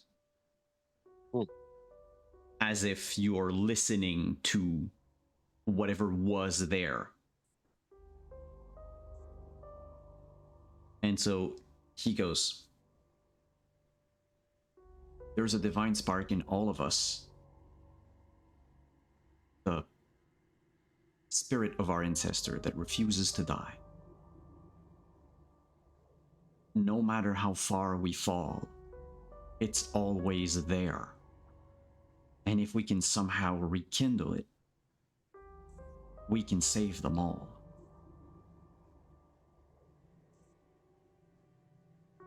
And he comes back to himself. Yeah, she said that. And then, because we talked about Golconda, she was interested in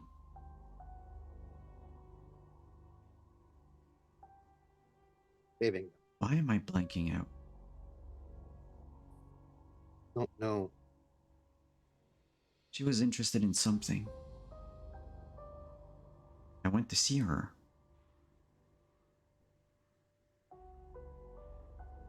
And there was that thing.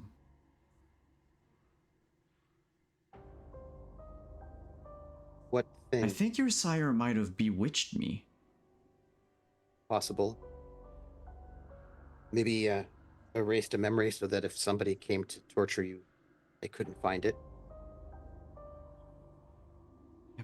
the information.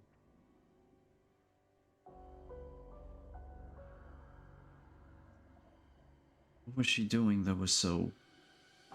I mean, okay, the white wasn't supposed to be there, that I know. The Archbishop would have never allowed that, ever. No, no, no, no, no.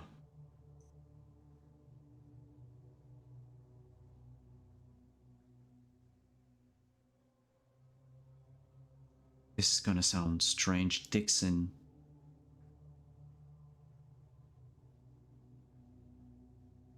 Can I have a sip of your blood? Why?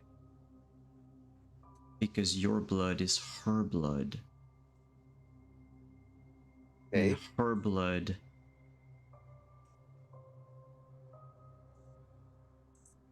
And he points to himself. Is like a hole that needs filling.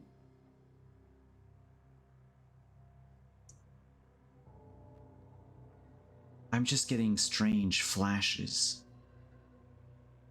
It Don't happens. know what that means, but You ever hung out with Crossman? yeah, Okay.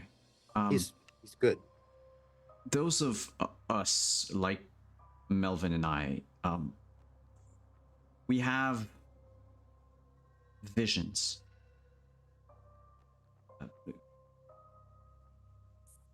God sends me vision of what I should do. Sometimes. Yeah. My tradition, we have someone who are people who are like you, a little different,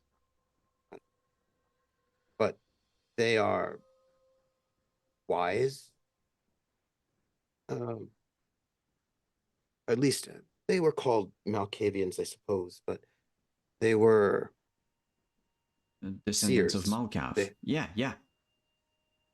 That's the nicer People nickname. here often say unkind things about you all, but Hetty always told me to listen and trust to those from this place because they have access to spirits.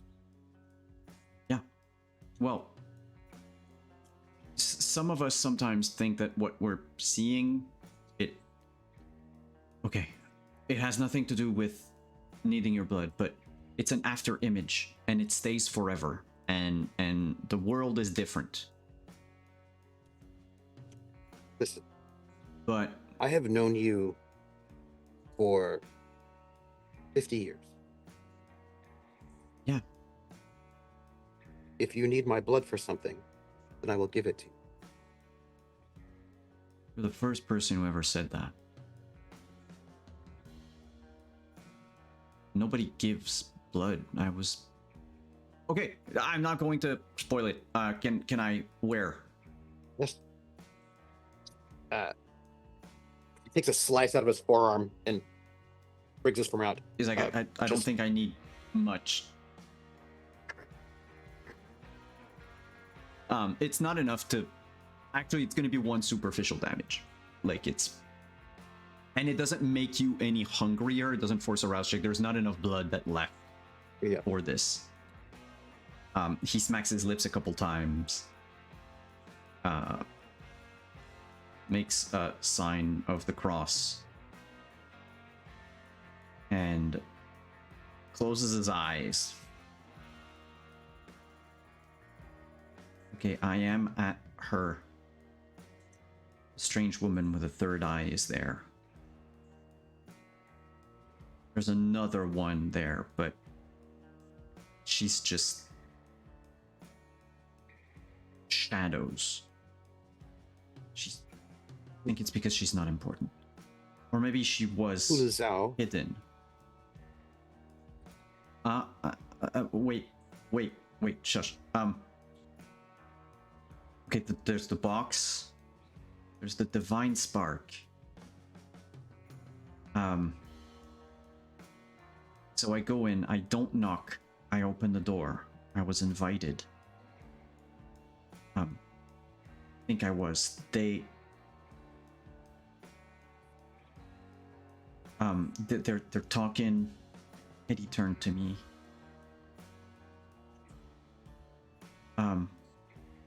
Person in the shadow.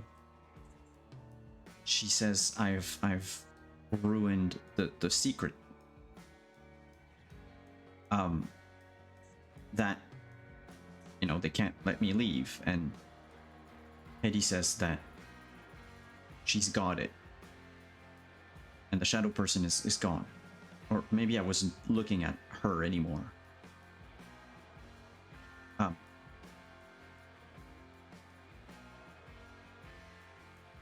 Person with the third eye, she takes her hat off. I see her eye. And it's like the only thing I see. And then Hetty apologizes. And she bites me here.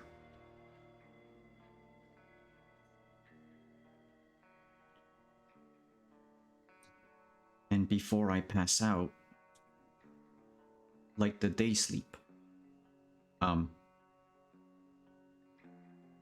I know what Hetty knows. Because our blood... he can't make that move, sorry, because it's... So he's gonna do this with both.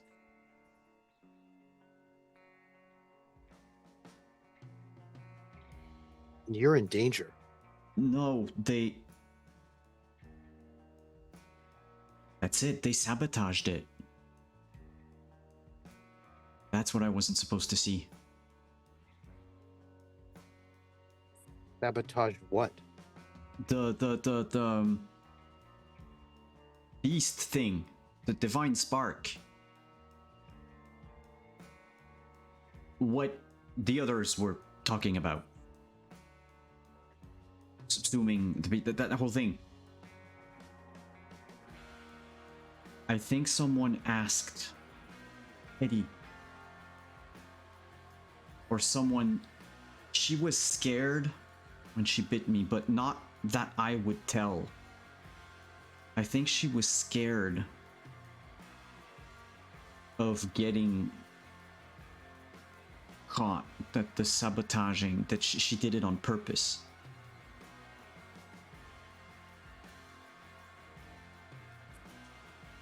She did it on purpose.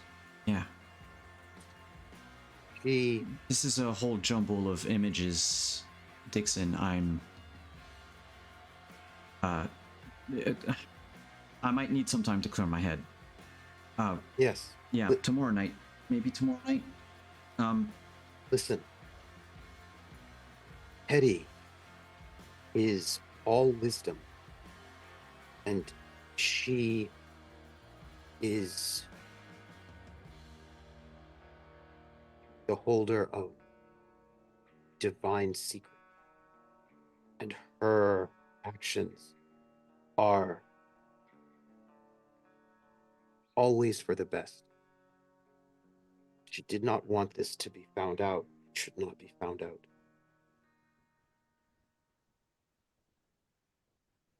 No, I think she wanted it to be found out.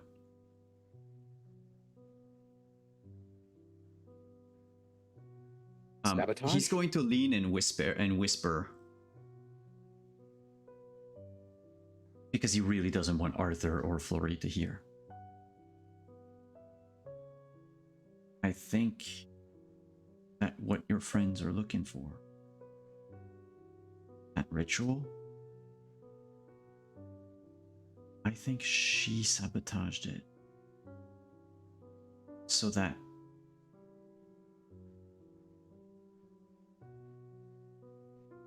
it's not going to work because of the divine spark thing.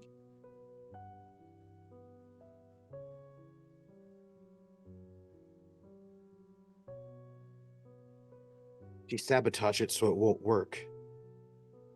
That's good. Yes. But she wasn't afraid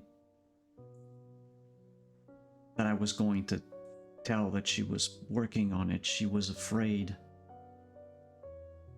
someone would realize that it had been sabotaged. I think she had planned Don't to betray say a word. Strathcona. Of course, she's not Sabat. She was always with us. So that solves all of our problems. I think Caleb called in the Inquisition onto Montreal. You mean the Night of Ashes? Yeah, I think that was him. The theory could be wrong. That's what I think. But why? He said something about how they all thought that everybody lived in the temple. And he told you all that. A lot of information seems inconvenient, and he wants in there real bad. I think he did it. He did it for some reason. I think he's very dangerous. Well, I think he is dangerous. I mean, he looks dangerous, you know, with the coat, the brooding. Yeah. Um, I think we'll be okay. Well, I don't know about that. Yeah, give me a night. I'll put my thoughts in order. I'm gonna leave you with them. They're just where's the room that I needed to be in? I need to not be, sir. Artie.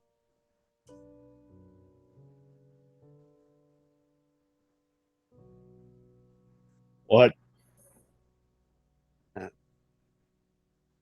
The He room needs to I know need where. Here, let me show you. and quiet. And he's gonna shuffle off to the room. If there is anything that the three of you would like to discuss before we end the night and we move on to final night before the end of our season, I just has one thing and I'll go.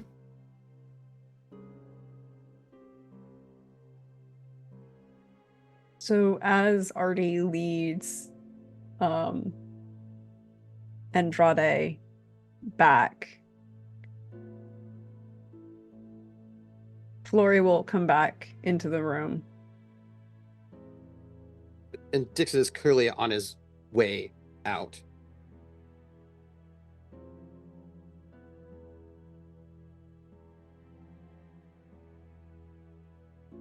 I wish you peace.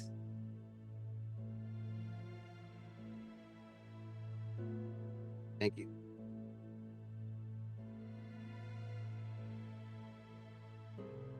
But you won't get it from any of mine. Is the curse? Promise. Dixon, you've stopped believing in what we do.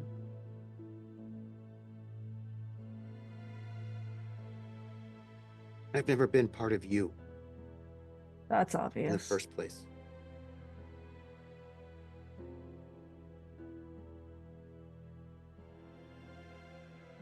But you keep looping me in with Rajul. You keep looping me in with this tower, with the Sabbat, with the Anarchs. Never said you're a part of those organizations. No, but you treat me with the same courtesy.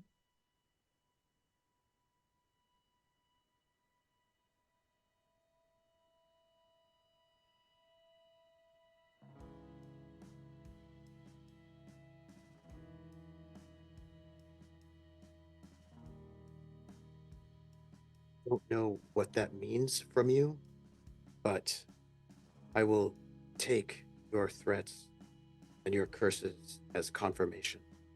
I take no threats. I take no curse. So I will get no peace from your people is not a curse or a threat? No. Dixon, Promise. True, it is that as well. But this is a A statement of promise of fact. what?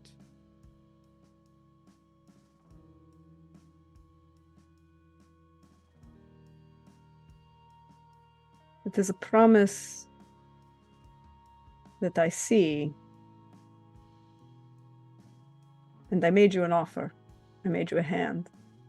I offered you a gift. And 3 times you've rejected my gift, Dixon. You don't want peace among us.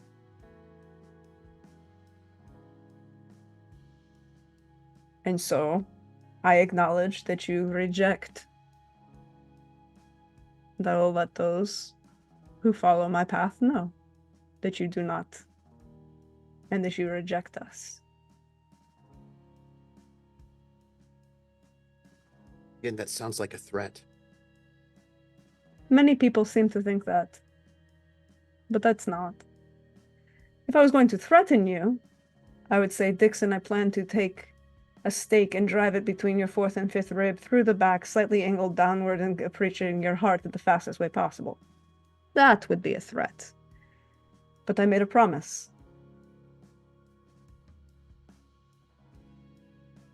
A promise that you and all of yours will give me no peace for all of my unlife. No, I said you would get no peace from us. Don't think I ever have. And a promise not to kill me for 6 months is not a hand of friendship. Promise not to take a contract on you for 6 months. For 6 months. Again, I take that as an insult and a betrayal. You broke disappointed. anyways. You broke us. No. You did that. And Artie did that. Well, like I said, I don't make threats to you, Dixon Lucky, child of Hedy. I acknowledge that there is no peace between us, and that there are no ties of kin or clan.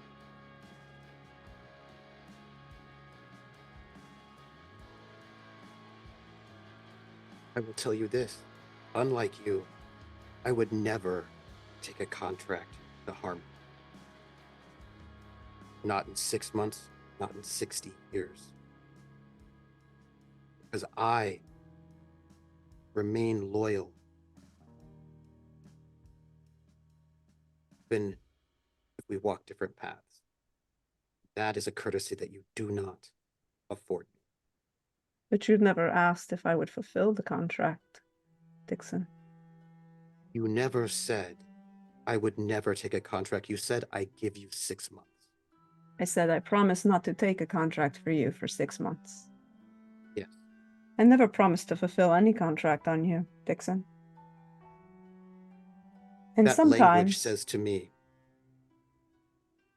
that, you know, I'm sure it is all as you say. Oh, it's not. I broke us, and I give you no peace. I accept whatever you want this to be. I have no need to fight you. I won't fight you, Dixon. Because, well, I would never fight you. And I promise No. not to kill you. But that's separate from taking a contract on you. And those two things will always be separate.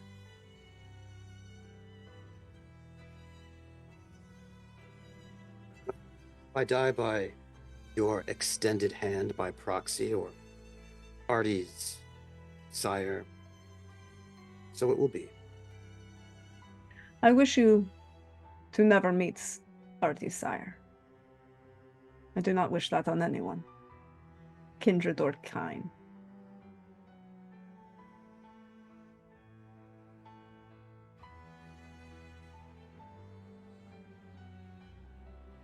not things we control. Artie's made a promise, and you have made a promise. Oh. We lost an Artie.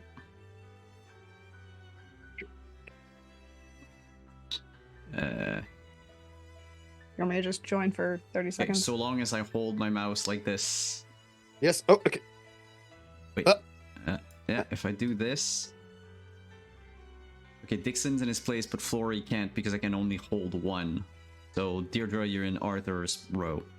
That's fair.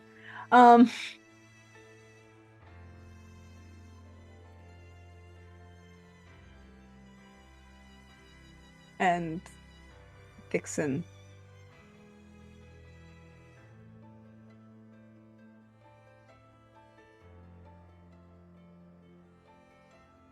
Like I said, I wish you peace. But I'll never get it.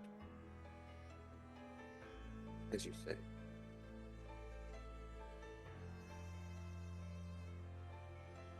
If you find your sire.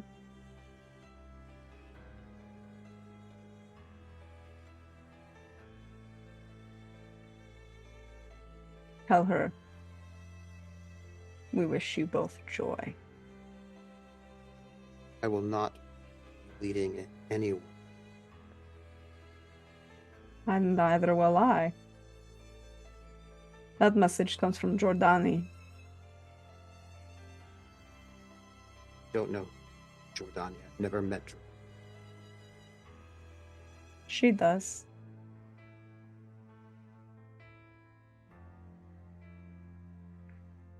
I will.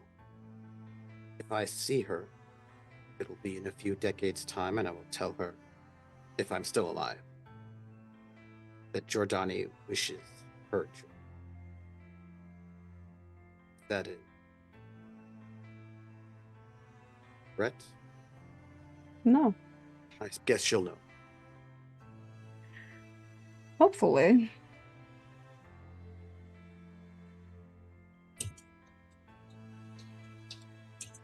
None of the drop boxes will work. I'll have to find some other way for an emergency contact. That is not some place I've used.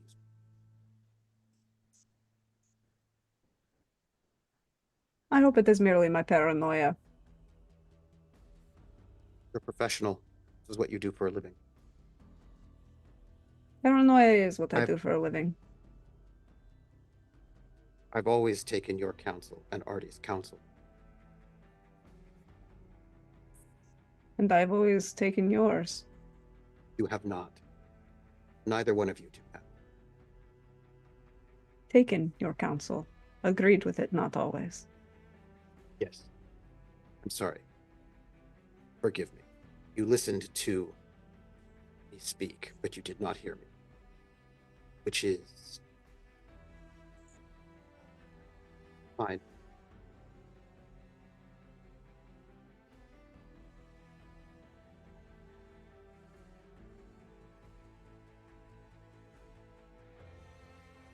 Don't tell me that I don't believe in myself. But it is you who do not believe. I have a lot of faith and belief in you, Dixon.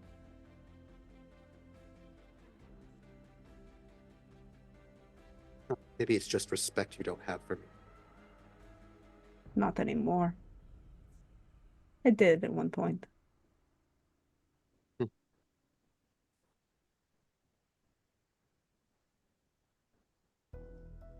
Tell me, will you be leaving the city anytime soon, since you've never really been invested in this place? Or are you going to settle down? Or you'll just move through, leaving this place to burn after you've gone?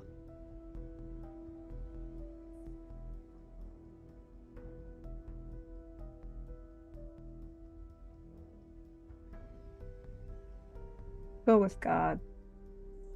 And she will turn around and walk into one of the other rooms. And with Artie, I'm that- going. Dixon. Safe travels. I'll be back tomorrow with your present.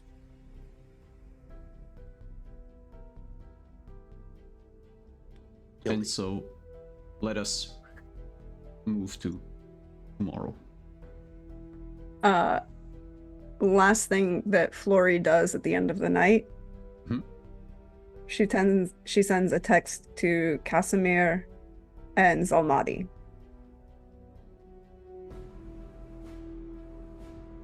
Oh.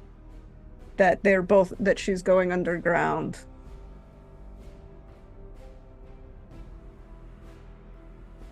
And she's pretty sure this is going to end in a very big fireball.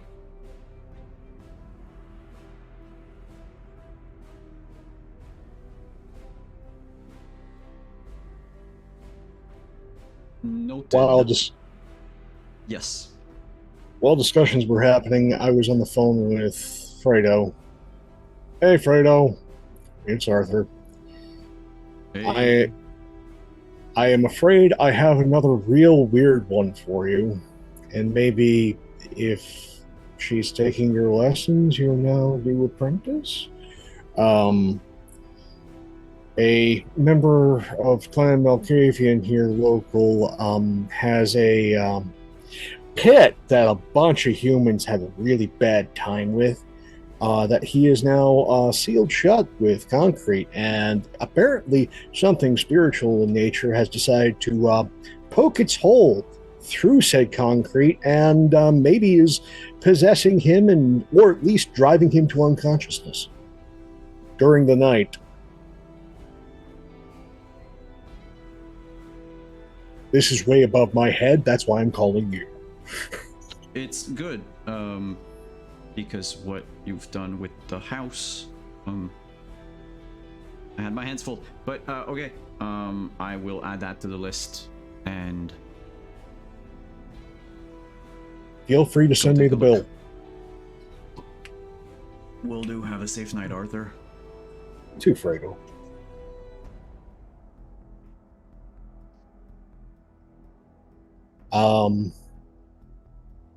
After hanging up, making sure that Andrade is settled,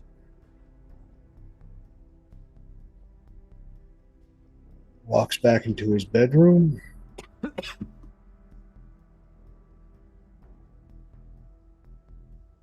and he stops his fist just shy of smashing his own mirror.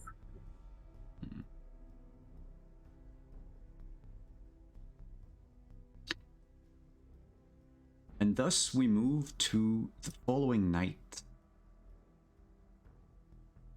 I will ask each of you a rouse check. We're gonna have our scene, perhaps scenes for the night.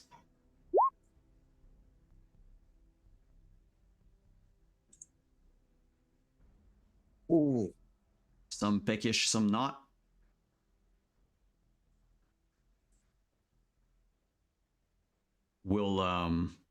We'll deal with any feeding next session, so that we can just focus on tying what needs to be tied for tonight. So, what's going on November 10th? Well, if we have to wait for... It'll be Dixon. a couple hours. You have a while before, because he wakes up late already, and it's a long walk. There's a number of things that's happening as Artie does everything he can to get up early. Going to quickly head downtown, make a significant withdrawal, bringing 2 duffel bags to make the significant withdrawal.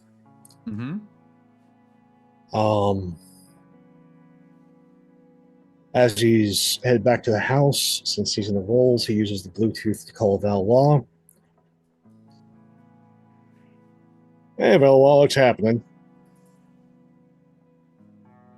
Are we at this place in our relationship that you just call? You told me to call you when I was going to head down. It's happening. Oh, I did not think that would be that soon. Well, after a series of conversations, it is happening soon. By the by, just out of curiosity, not that I'm necessarily expecting a answer on this one, but do you have any idea why Caleb would be giddy about somebody going downstairs?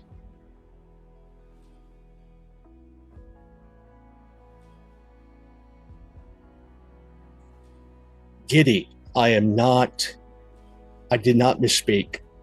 I can barely understand you, Arthur. I think your signal is cutting.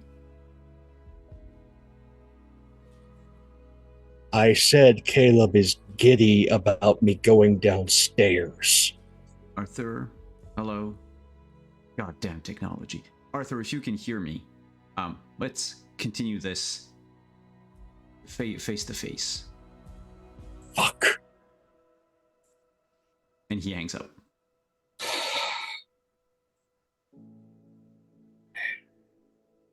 If somebody was going to have a stinger, it wasn't going to be Caleb. Probably wouldn't even know how to operate the damn thing.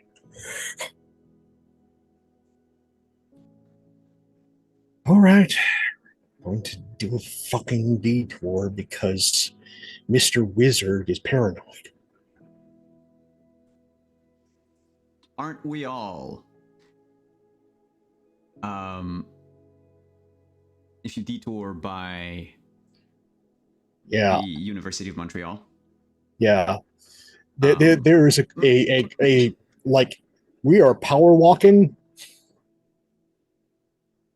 The moment you set foot in the building where he holds his office, basically where like the teachers are and all that, power goes out in the building. Cute. Do I see within the shadows his child? She's not there. In fact, you don't hear any of the routine brouhaha that you would have heard of, you know, students getting out of classes, finishing night classes and such, or people pulling all-nighters for some reason, or just, you know, hanging out there on campus. Okay, we have hit empty. We have hit draconic levels of paranoia. I see. Oh, as Maybe. I march. No, even this is going to, like, if I have an uncle, he would do this shit. Going and heading straight for the office. Okay. Now I'm going to do something, players. Because we need to have the scene where Dixon brings the weapon to Artie's place. We can jump ahead. Yeah, but the thing is Arthur, or I should ask even Trooper Deirdre, are you okay if Arthur is not home when you deliver the weapon and Florrie's there instead? That sounds ominous. Well, it's because Arthur might be there. So I don't want to keep that scene for next time. But I have a cool cliffhanger, is what I meant. Okay, I see. Okay. So, do we want That's even more ominous, Simon. I know. Which is why, do you want to keep it to next time? Do you want to do it tonight with Arthur, or... Do it all. Technically one of the duffels was for Dixon, but... Yeah, so it's one of those, let's just do it all. We're here. Yeah.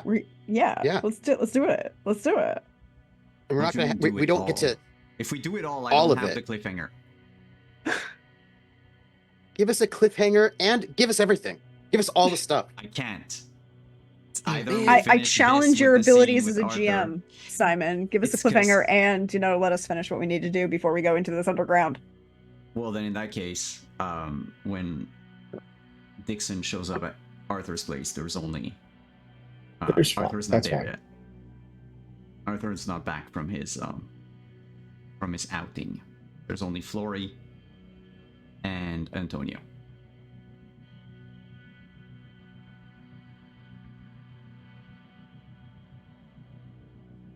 Knocking. Back, of course. Flority opens the door and steps back. I step in. Brought the present for you and Artie. Hey, Antonio. You can leave it for Hey. Arthur. When you're done.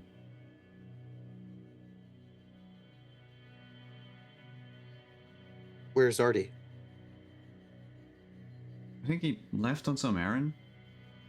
Getting ready for tonight. Okay. I mean, Uh, can you... He looks at his watch. Can you wait? wait a little bit. But I'll be in 2 the hours. room. You can, if you have anything to talk about. I felt very awkward yesterday, so... Need to explain what this is.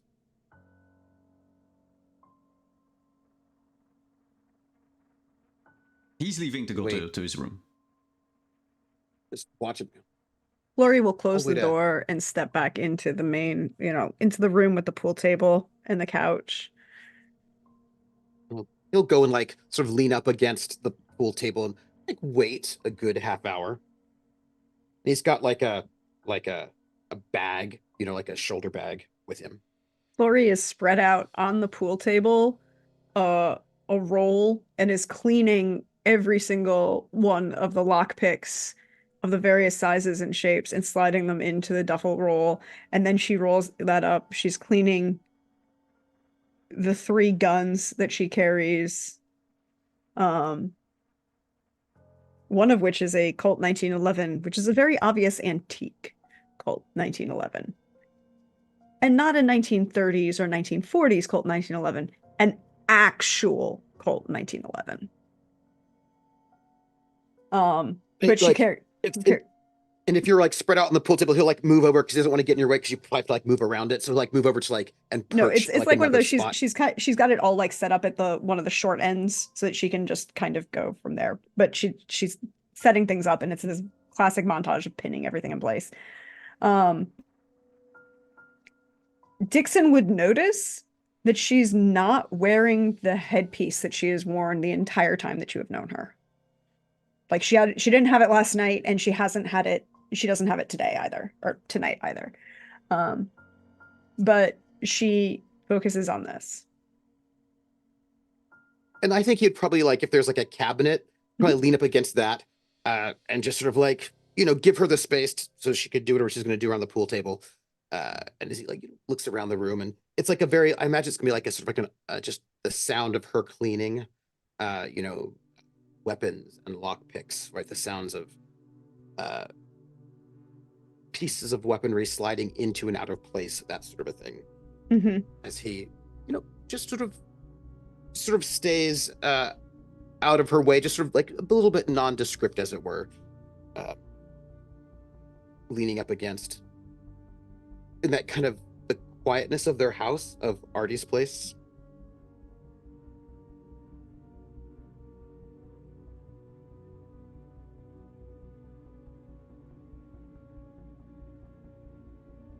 And that's like, I think that's what it is. She doesn't even say anything, and she's not humming any music. She's just hyper focused on this in front of her.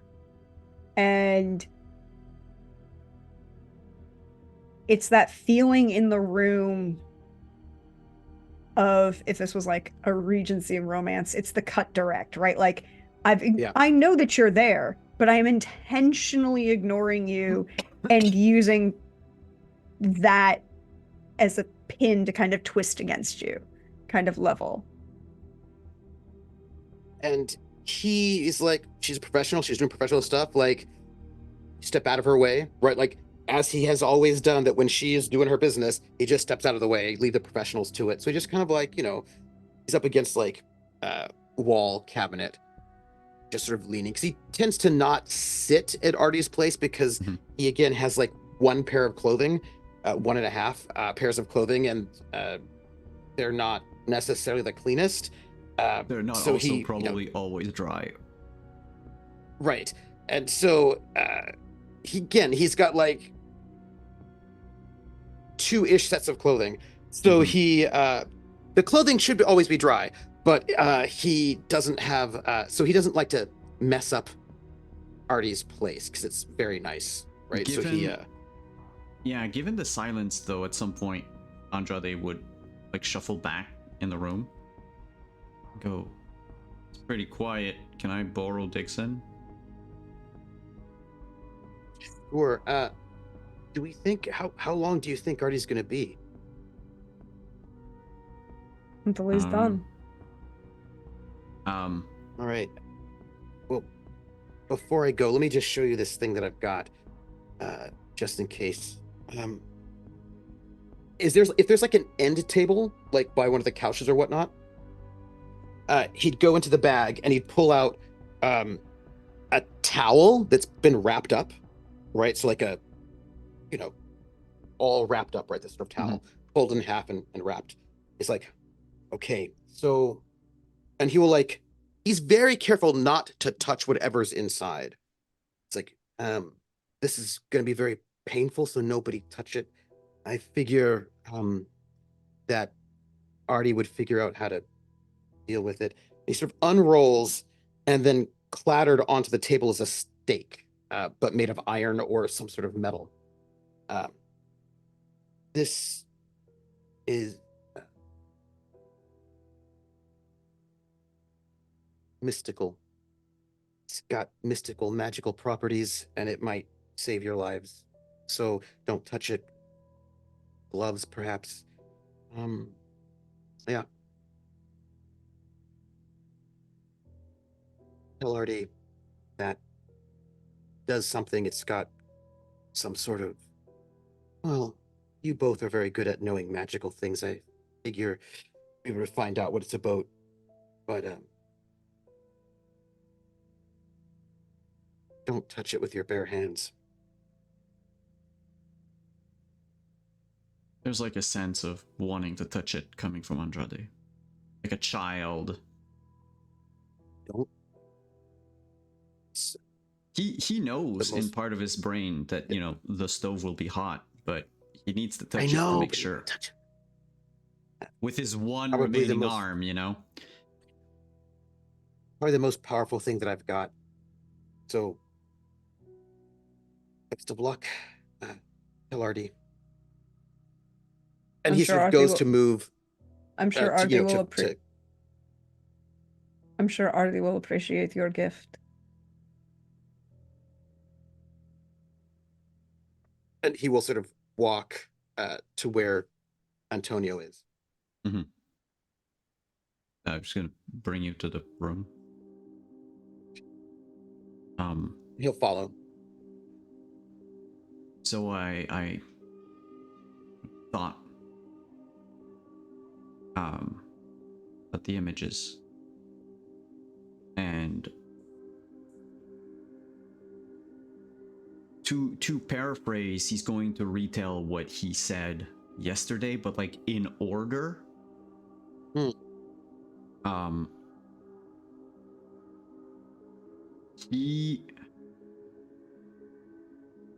He had met with Hetty before that fateful meeting where she bit him, and he had to watch the third eye.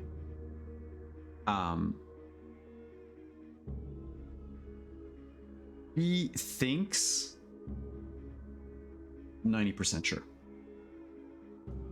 that they were planning to betray someone with the sabotage ritual. Like they were planning to get rid of someone, or whoever would use the ritual would probably meet final death during the process, or turn into a wipe.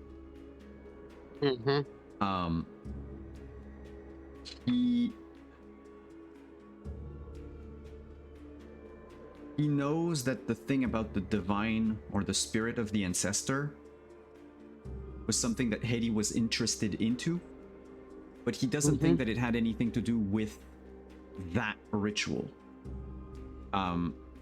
Yesterday he got his like wires crossed and thought that something that Hedy said one night happened like the other night. So with everything like in order, and he remembered that the night this happened was the night of ashes. He had completely forgotten why he went to see Hedy. Hedy invited him. So when he said earlier, I had been invited, it's not like in a manner of, you invite a vampire into your home, they can come in whenever they want. But that she invited him, and he probably showed up early or something, or someone else showed up.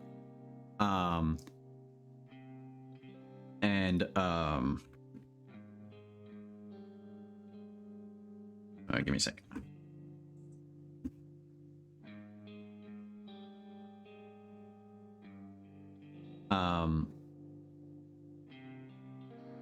So he thinks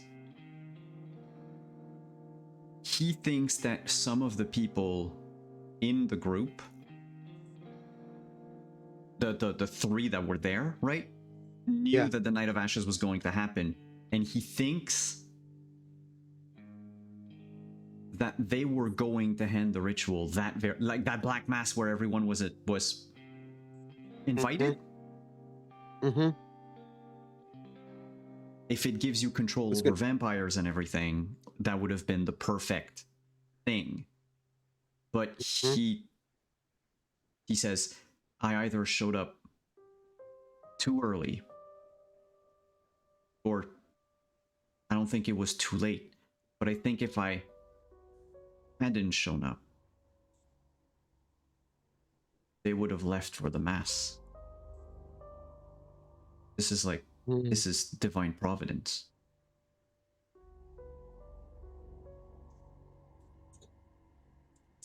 Your Hedy, like you say, is probably not damned. There's some truth to what you're saying, and maybe that was what happened. God sent me, the one person that he would never ever ask, to delay her so that she didn't meet final death.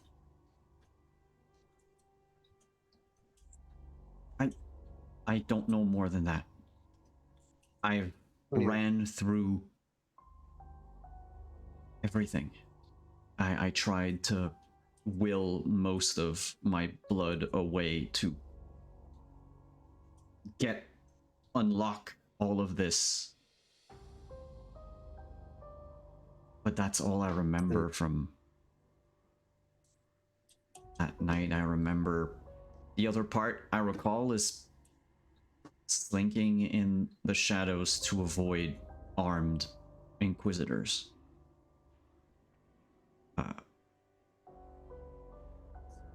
And then I made my way back home and I went to sleep.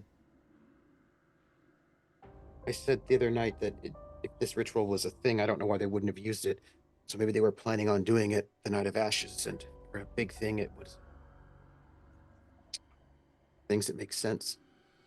But yeah, because probably all different factions all doing things at once.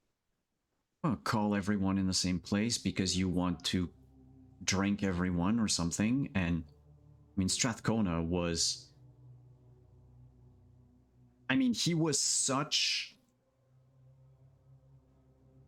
so power hungry that, there were rumors that even the Sabbat down in Mexico had sent inquisitors to get rid, I don't know, but they never made it. So I think he knew that people were after him. And Which means he might have escaped. I don't think he did. Because he had to have been there at the mass. Because he's always there at the mass. He's the one leading. Yeah. I'm But thinking... the sabotage didn't get to happen because they were delayed. I know. Because of me. Because of Providence. But if Hedy and those two other kindred, if they had gone to the mass, they would have also been turned to ash. I wasn't going because Tony, Hmm. listen to me.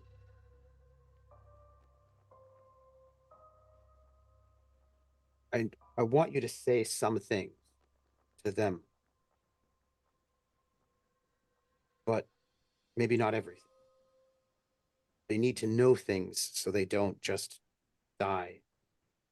But they won't listen to me.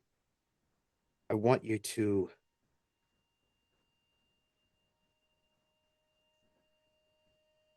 let them know that you think that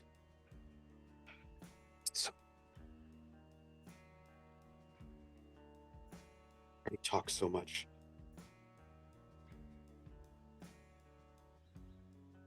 Don't tell anyone about the sabotage. I don't think they'll do it, but if I don't think that Hedy Val- wanted me to tell anyone about it. no, I think that's the point. Val decides to do it or Mehmet, then they'll be caught in a trap. So if they fail, and Val and whoever this Mehmet is get this thing, or Caleb or whomever, they won't know. So that'll be the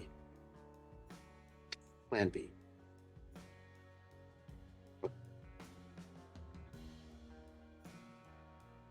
I can keep secrets.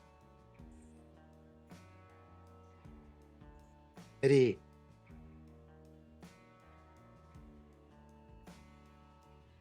Had the power of creation. She had that secret. But the box, it would have been a different box. That's two that I can think of now. Gotta do some research. Yeah. Some things to look into. What other box? There are a lot of whites out there. Not all in people in boxes, not all in Montreal. There was one back at my home. So she was trying to save them, I suppose. That would make sense. Listen, But I all won't this tell is them done. about the box. No. It's probably somebody important. Listen, when all this is done,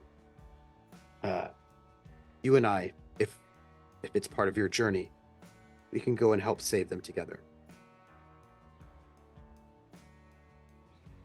Save who? The whites. I don't think Eddie even knew how. Was working on it. Working on a way to save them. It's something to do with Golconda, but she said that the Western kindred didn't really understand it. They had a lot of misconceptions. She was trying to find out the truth about it. Was a lot of collected texts down there from all over the world. Yeah.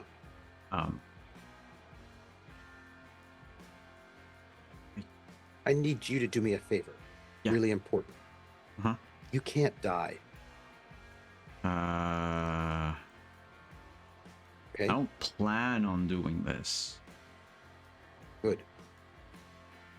So you don't get to die. Oh. I died once already. Transform. And it was one time too It's many. different. Yes, yes.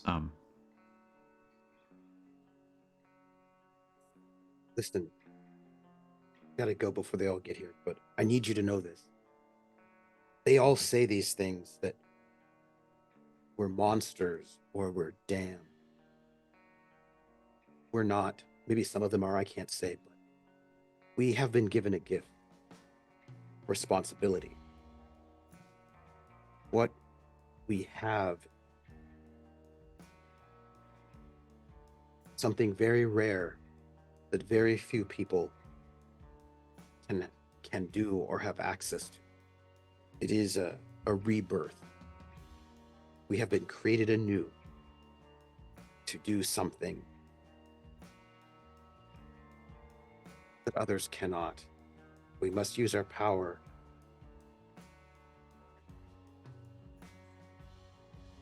with belief in ourselves and our divinity. So do not let yourself fall to belief in your damnation. You're not damned, you're saved.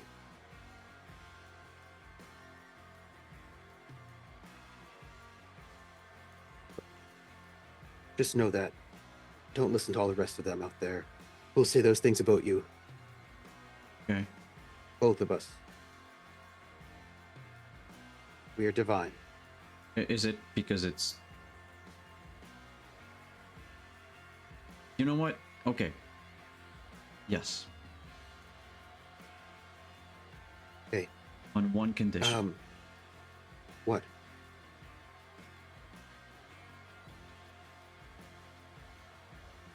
You have to come with me. And we have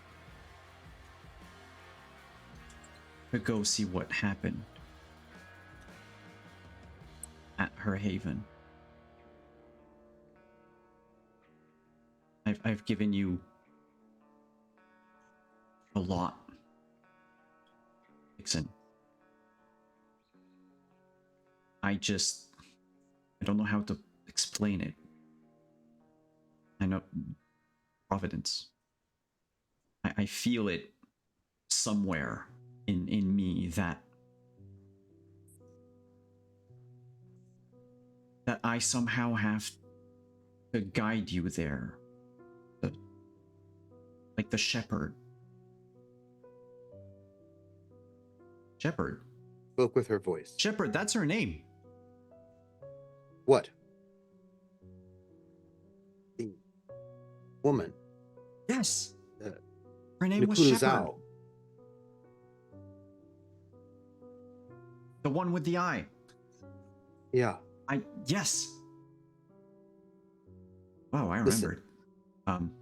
We'll have to be very careful. We can do this. Tell me who you trust. And I will arrange something far away Very from... few people. I mean, we're going to need I Alex. trust you.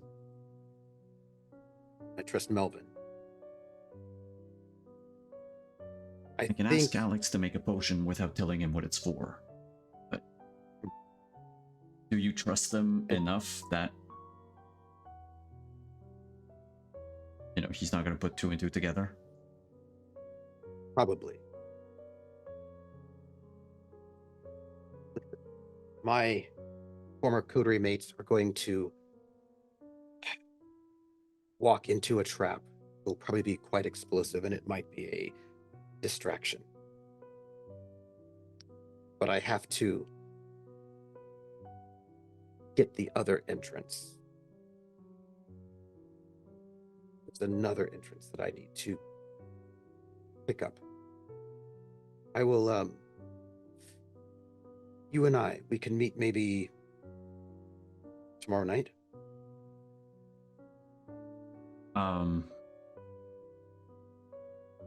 He looks at his watch.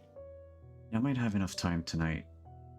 I'll check in with Melvin. He can find a perfect safe house. I'm gonna He knows make my way over to places Melvin that- myself. Huh? I'm gonna talk to Melvin myself. Oh, well, Actually. then just ask him. He might know a place that just Safe house? that Caleb doesn't even have eyes in. Got it. Okay. I had to ask him a question anyway. Don't die. Don't think yourself damned. And believe.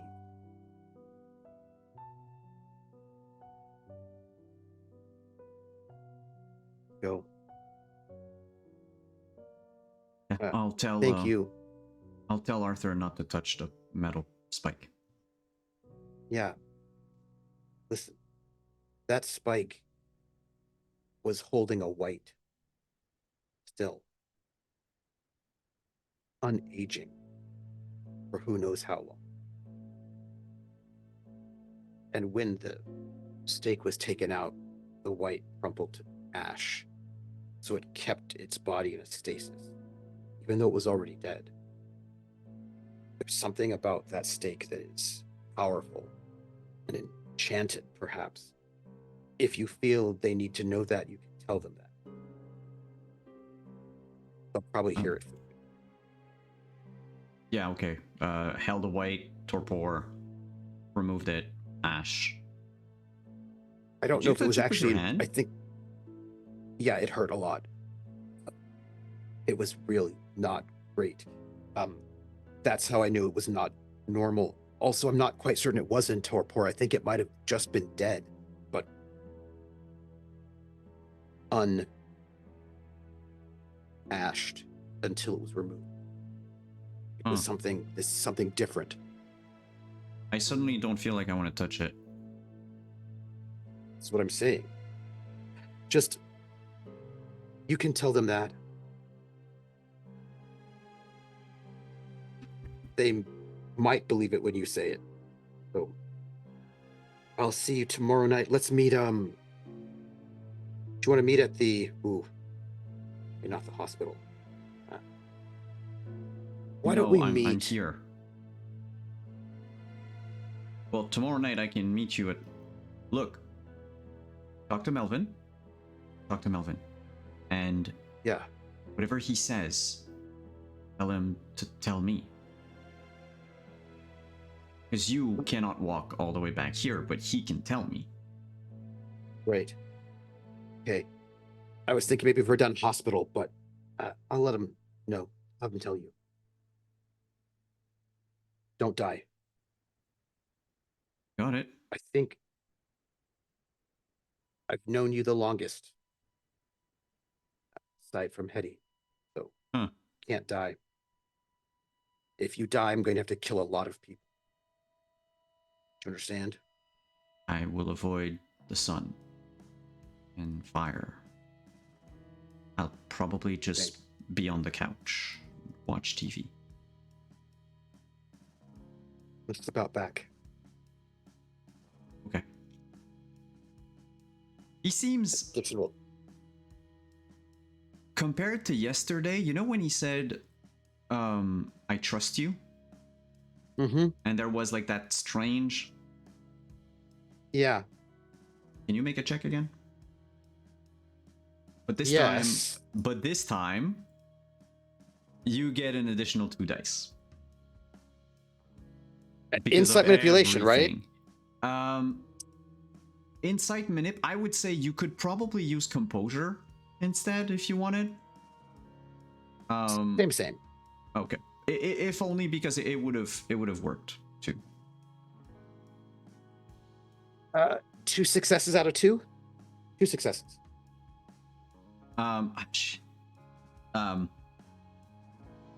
It's not. And they were the elated. bonus ones. That's not the. Yeah. That works. It's not that he trusts you.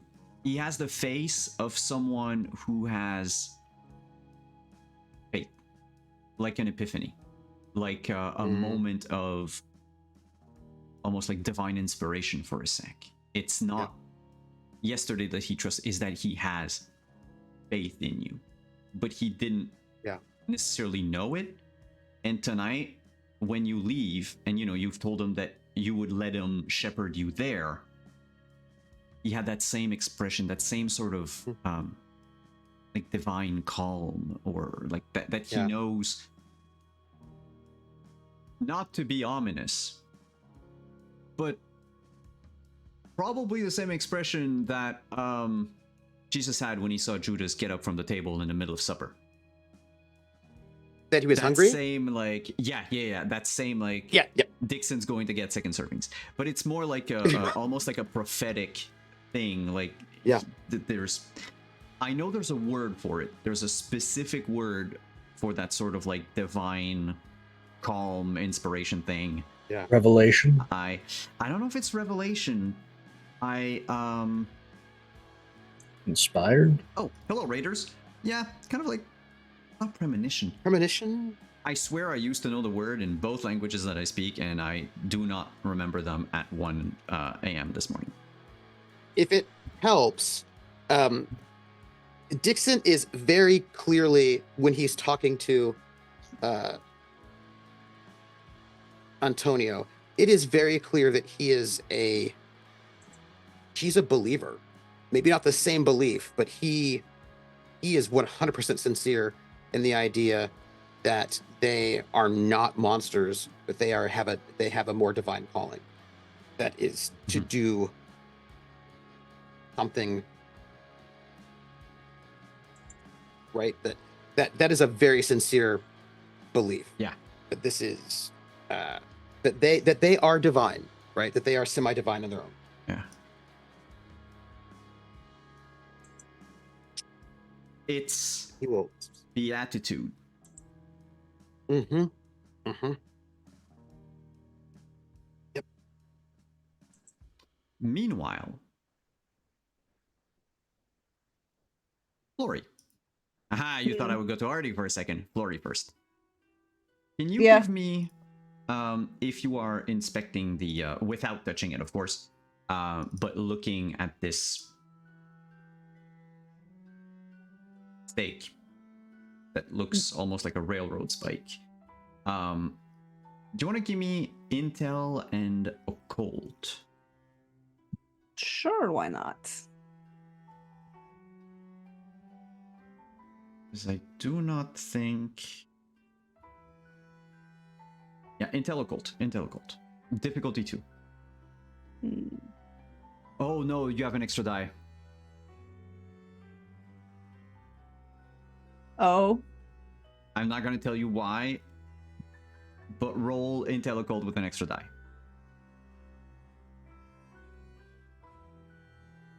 2 successes. There are leftover imprints of a magical ward that faded away on it. Faded or broken? No, basically someone activated it. In fact, you know, because you've activated such a ward before by the same person who warded the stake. That really has Valois all over it. Oh. She's going to pick up the phone and call Artie. Cool. That will seeg into our cliffhanger for the end of the season. Valois is in his office. Arthur. The door is open. There is no power. I mean, there's no power in the entire building anyway. So he's lit a couple of candles, set the mood. He's drawn the curtains. And when you come in, he says, close the door and shove the towel underneath.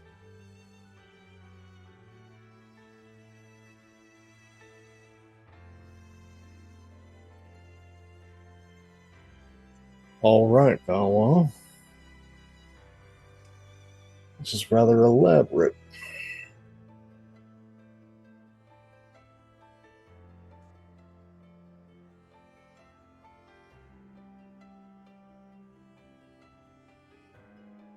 You're probably going to meet your final death tomorrow night.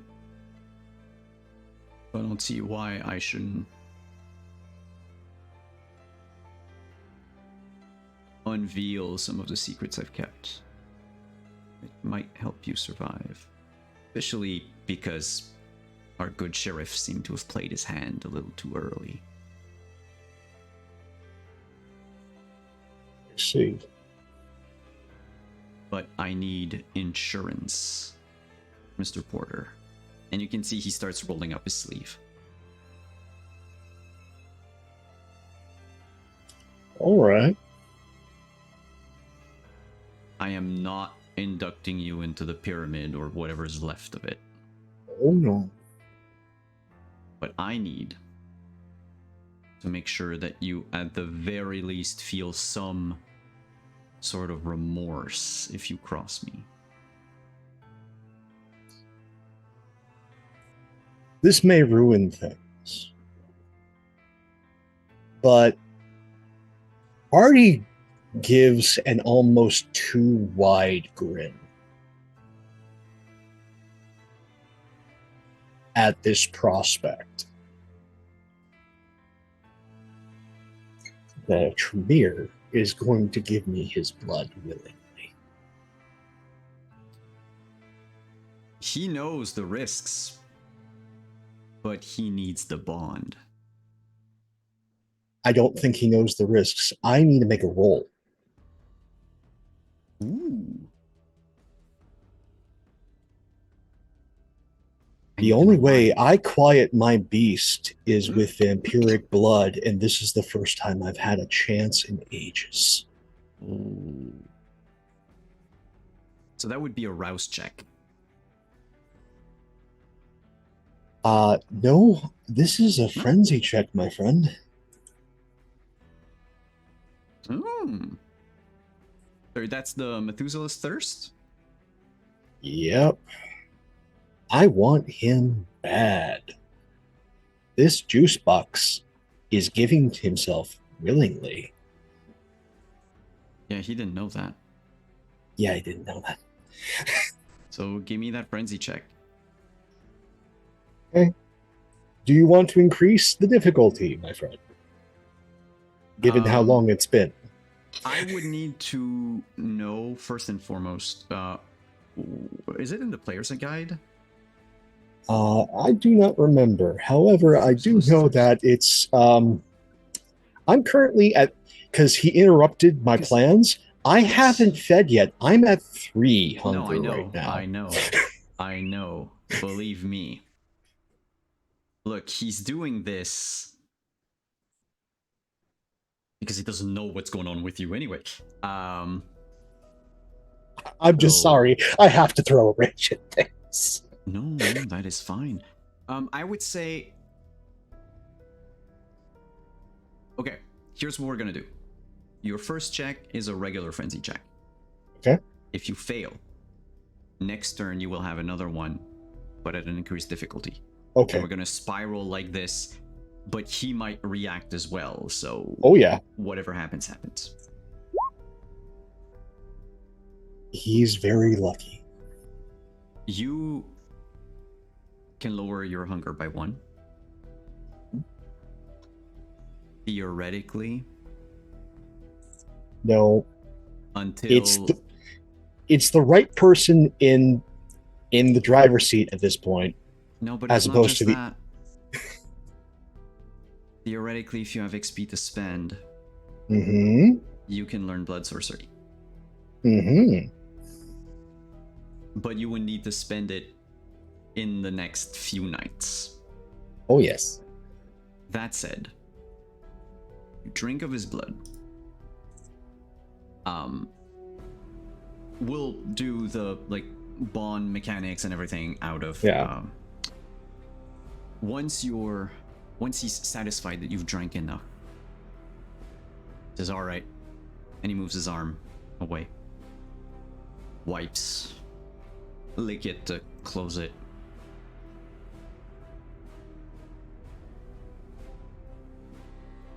So our sheriff was a little too giddy. Yep.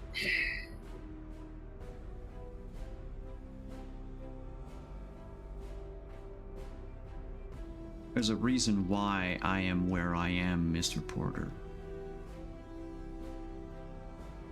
And that is because Caleb knows that I know. And up until tonight, he did not want to get rid of me for the very reason I will tell you. But should he know that you know, we both, at least one of us, becomes expendable.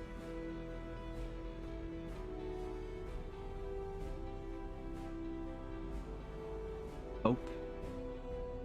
Camera turns to see your face. I'm not going to say what the secret is. I will type it. And you, my friend, I just want to see your reaction.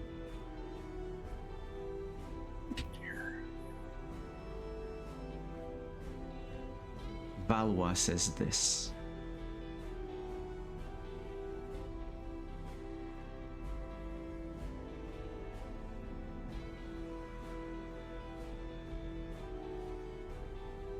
And that's where we're gonna end for tonight. Can I just add one thing to this? Uh-huh. That camera pan look and that face of Artie and the hear from his pocket, his phone start to ring. That's true. Oh, she has a very particular song. It's one of 3. I'm going to roll for it right now.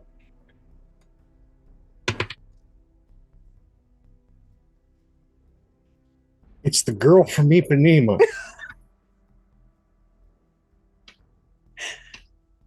I, Prax, love this. That Flory is now, this moment is now overlaid with the song of the girl from Ipanema. I think it also fits, anyway.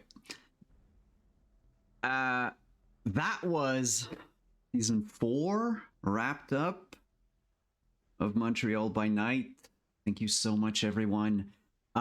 Lost Tribes, hello Raiders, you came in near the end. We usually don't go up until 1 a.m, I swear. But thank you so much for being here. Lost Tribes, the game that we're playing is basically a sort of alternate prequel to Vampire the Masquerade Chapters, which is the game that I've been that I have worked on in the last few years. So all of the artwork that you see, unless it's like a stock photo from, like, for some of our NPCs, we have like photos from, you know, actors or what have you. But all of the art that you see in the gorgeous map of Montreal, that's all been made for chapters. And the reason why I can use them because work gave me the right to use the assets. Same thing for the music. You can find the music on SoundCloud. It's the soundtrack that goes with the game. And that is free. You can just do whatever you want with it. You would have to search SoundCloud and Lyos, like this, FLYOS. We also have the soundtrack to our werewolf game that's going to be released soonish. I'm not allowed to say a lot of things. But yes. And the game is on sale if you want it and all that. And a lot of cool things are gonna happen after the holidays. But back to our stream, back to our game. Thank you so much, everyone, for being here. Thank you, players, for having taken the time off of your Monday to play with me till 1 in the morning. Sorry about the power outage earlier. Still raining over here, but I hope you've enjoyed. Hope you've liked season 4, even though we sort of took a break in the middle. Just so you know, the name of our season, the code word was accounting. Season 5's code word is hospitality. Oh, so it's gonna be nice. It's gonna, like next season's gonna be just Tea time, and well, I mean, a lot of you are going to visit a chocolate. lot of people in a lot of places. I had the code word. I didn't do shit about it. I just named all of my seasons after the traditions. So once again, it just works in. That said, please, player, the mic is yours. Tell us who you are, where we can find you, and what did you enjoy about tonight? What did you enjoy about the entire season? I will have to get up for a moment because I have a crying cat next to me. I'm still listening. We'll do the outros as we did the intro, so we'll start with Arthur. Hey everybody, Pope here, Pope World Build on the internet. So it has been an absolute pleasure playing your recovering, descending, I don't know, Zamish. We'll see how things go next season, but this was a lot. First business, then pleasure. If you want to see more of this silly face, nothing this week because of the holiday. However, definitely a week from Sunday, a week from Christmas Eve, join us over on Practical North Thesmophoria on New Year's Eve. If you've got some time free and you want to see something completely different, definitely tune in as that series is coming to a close soon. So you do not want to miss out on the shenanigans there. Also, there may be an announcement or two as to future projects for the coming year. As for tonight, that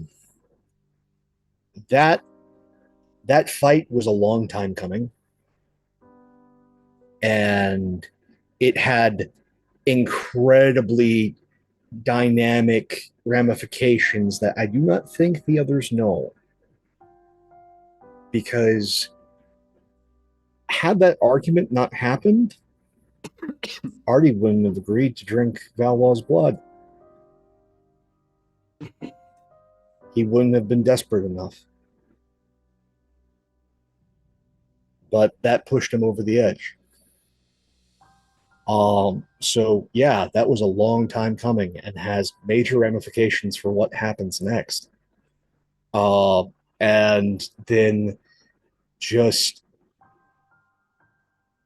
Artie all of a sudden really leaning on Flory more so than I think he ever has. And that's something to see as when we come back, how that evolves.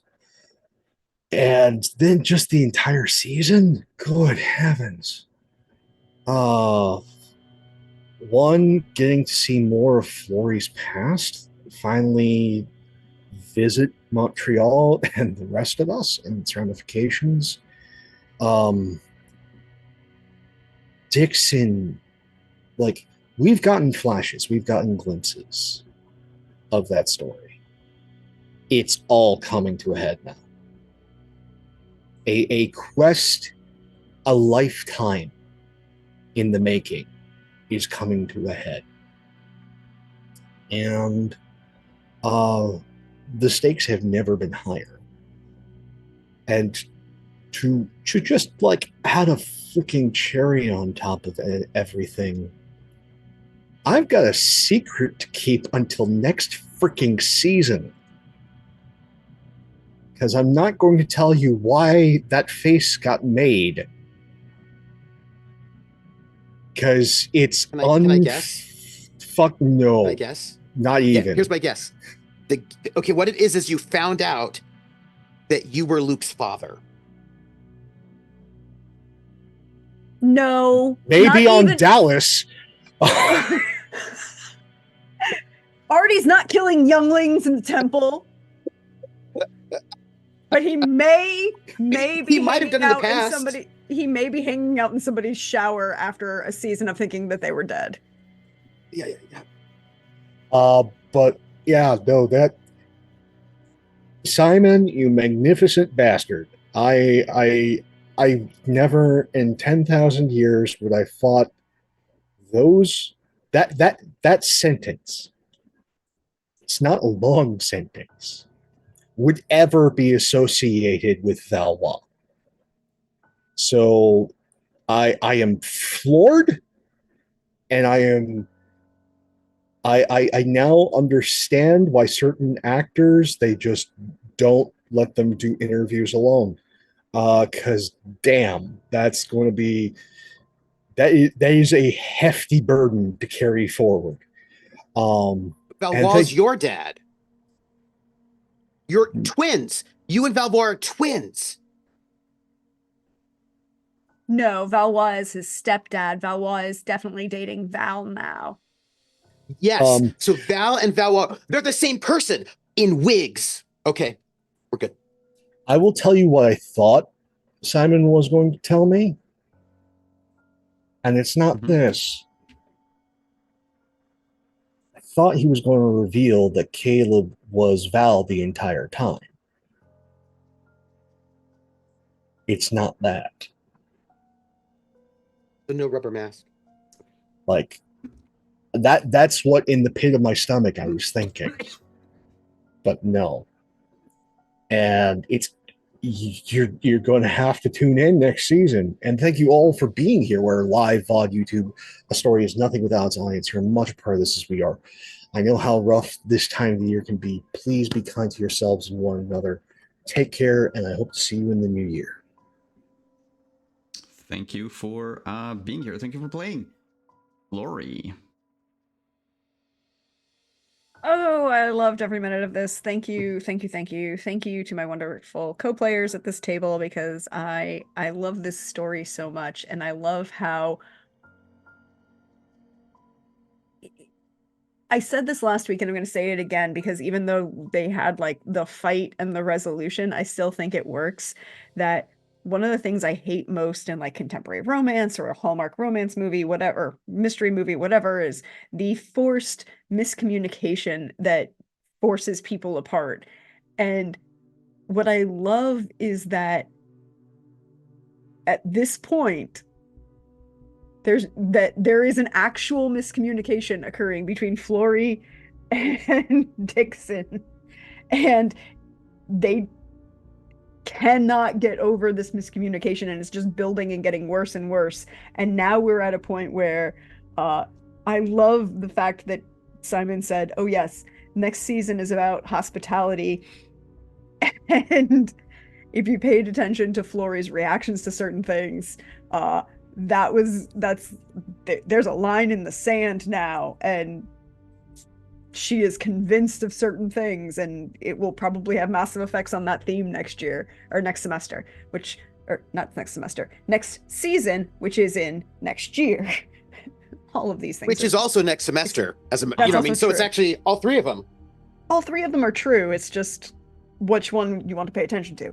I also loved that dynamic that's growing between Artie and Dixon, and then Flory and Artie, as kind of like this shifting pull and ebb and flow of people who do actually respect each other as professionals and have care for each other, but have now just had so many miscommunication points and different stressors that are caused by outside influences that respect and miscommunication is now acting against each other, against themselves, right? Like that levels of it. And I loved seeing Pope's face when Simon dropped that reveal that he's apparently got to hold on to for what, like 4 weeks now? 3 weeks? Depends which reveal. Okay, I think I have it. What Valois said was that Artie won the Publisher Clearinghouse sweepstakes. No, because then there's no balloons involved. There has like if you win the Publishers Clearinghouse, there are two things you should be getting: the giant life-size checks and balloons. And well, I could see Valois giving a giant life-size check, oversized check. He is not a balloon man. No.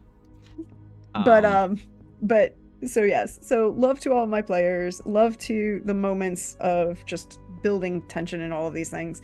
But as for me, hi. You can find me next on Saturday for more as I'm running my book club now on Saturday nights, talking about books that I'm reading over the week, shouting out different authors and sharing my reviews and talking with people in the community and just having fun with it. We will, although this Sunday is Christmas Eve, so we will not be playing Carousel Court on Sunday, but we will be back on my channel, Praxagora Thesmophoria, New Year's Eve for the penultimate episode in 1998 of Carousel Court. And as certain things were dropped, you want to be there because there will be some announcements coming about things that will be happening just, in the new year, just little things. But you can also find me all the time over on Twitter at Deirdre Donlin or Praxabard over on Instagram, Hive, and Blue Sky. And I can't wait to come back in 3 weeks, right? What is it? 1, 2, 3. Yeah, technically it's 3 weeks. See, it's not that bad. We can hold on for 3 weeks, right, guys? We can hold on for 3 weeks. We paused for 4 so I could have my playtest. So But thank you for being here. For coming, Trooper. Sorry, Hey, Dixon. I'm Trooper. Yeah, it's me, Trooper SJP. Woo! I was playing Dixon, who used to be called Lucky, but no longer, obviously. And what a lovely season 4 this was. And I'm glad to know that we do have a bit more in the tank. We don't get to, this is not the end of it. I want to give my love first to, I'm going to start with Simon. And I want to give love to Simon for the ways in which he wove all of our backstories together into the foundation of the story in a way. Mehmet, Val, Hetty, these people are important to all of us and important to the story. And some GMs are like, oh, okay, and they just like put you in a pre-made plot and you just are there, but you could have just been anybody. And I really appreciate the ways in which Simon made us part of the world. That's really cool. And it's something that, not all GMs do. And he did. And that's like much respect for that one. Much respect. And he does it so it feels like it was always that way. Do you know what I mean? Like it feels like it was always that way. And it is lovely. So the next thing I want to say is I want to give love to Prax, who as a Ravnos cannot stay in one place more than 3 days or they'll die. They always have to sort of move about, right? Literally become on fire from within. They will spontaneous human Vampire combustion. Vampire, spontaneous vampire combustion. And what does it mean to be a person who, for whom that is their life, right? Who moves in these spaces, and to play the sort of duality of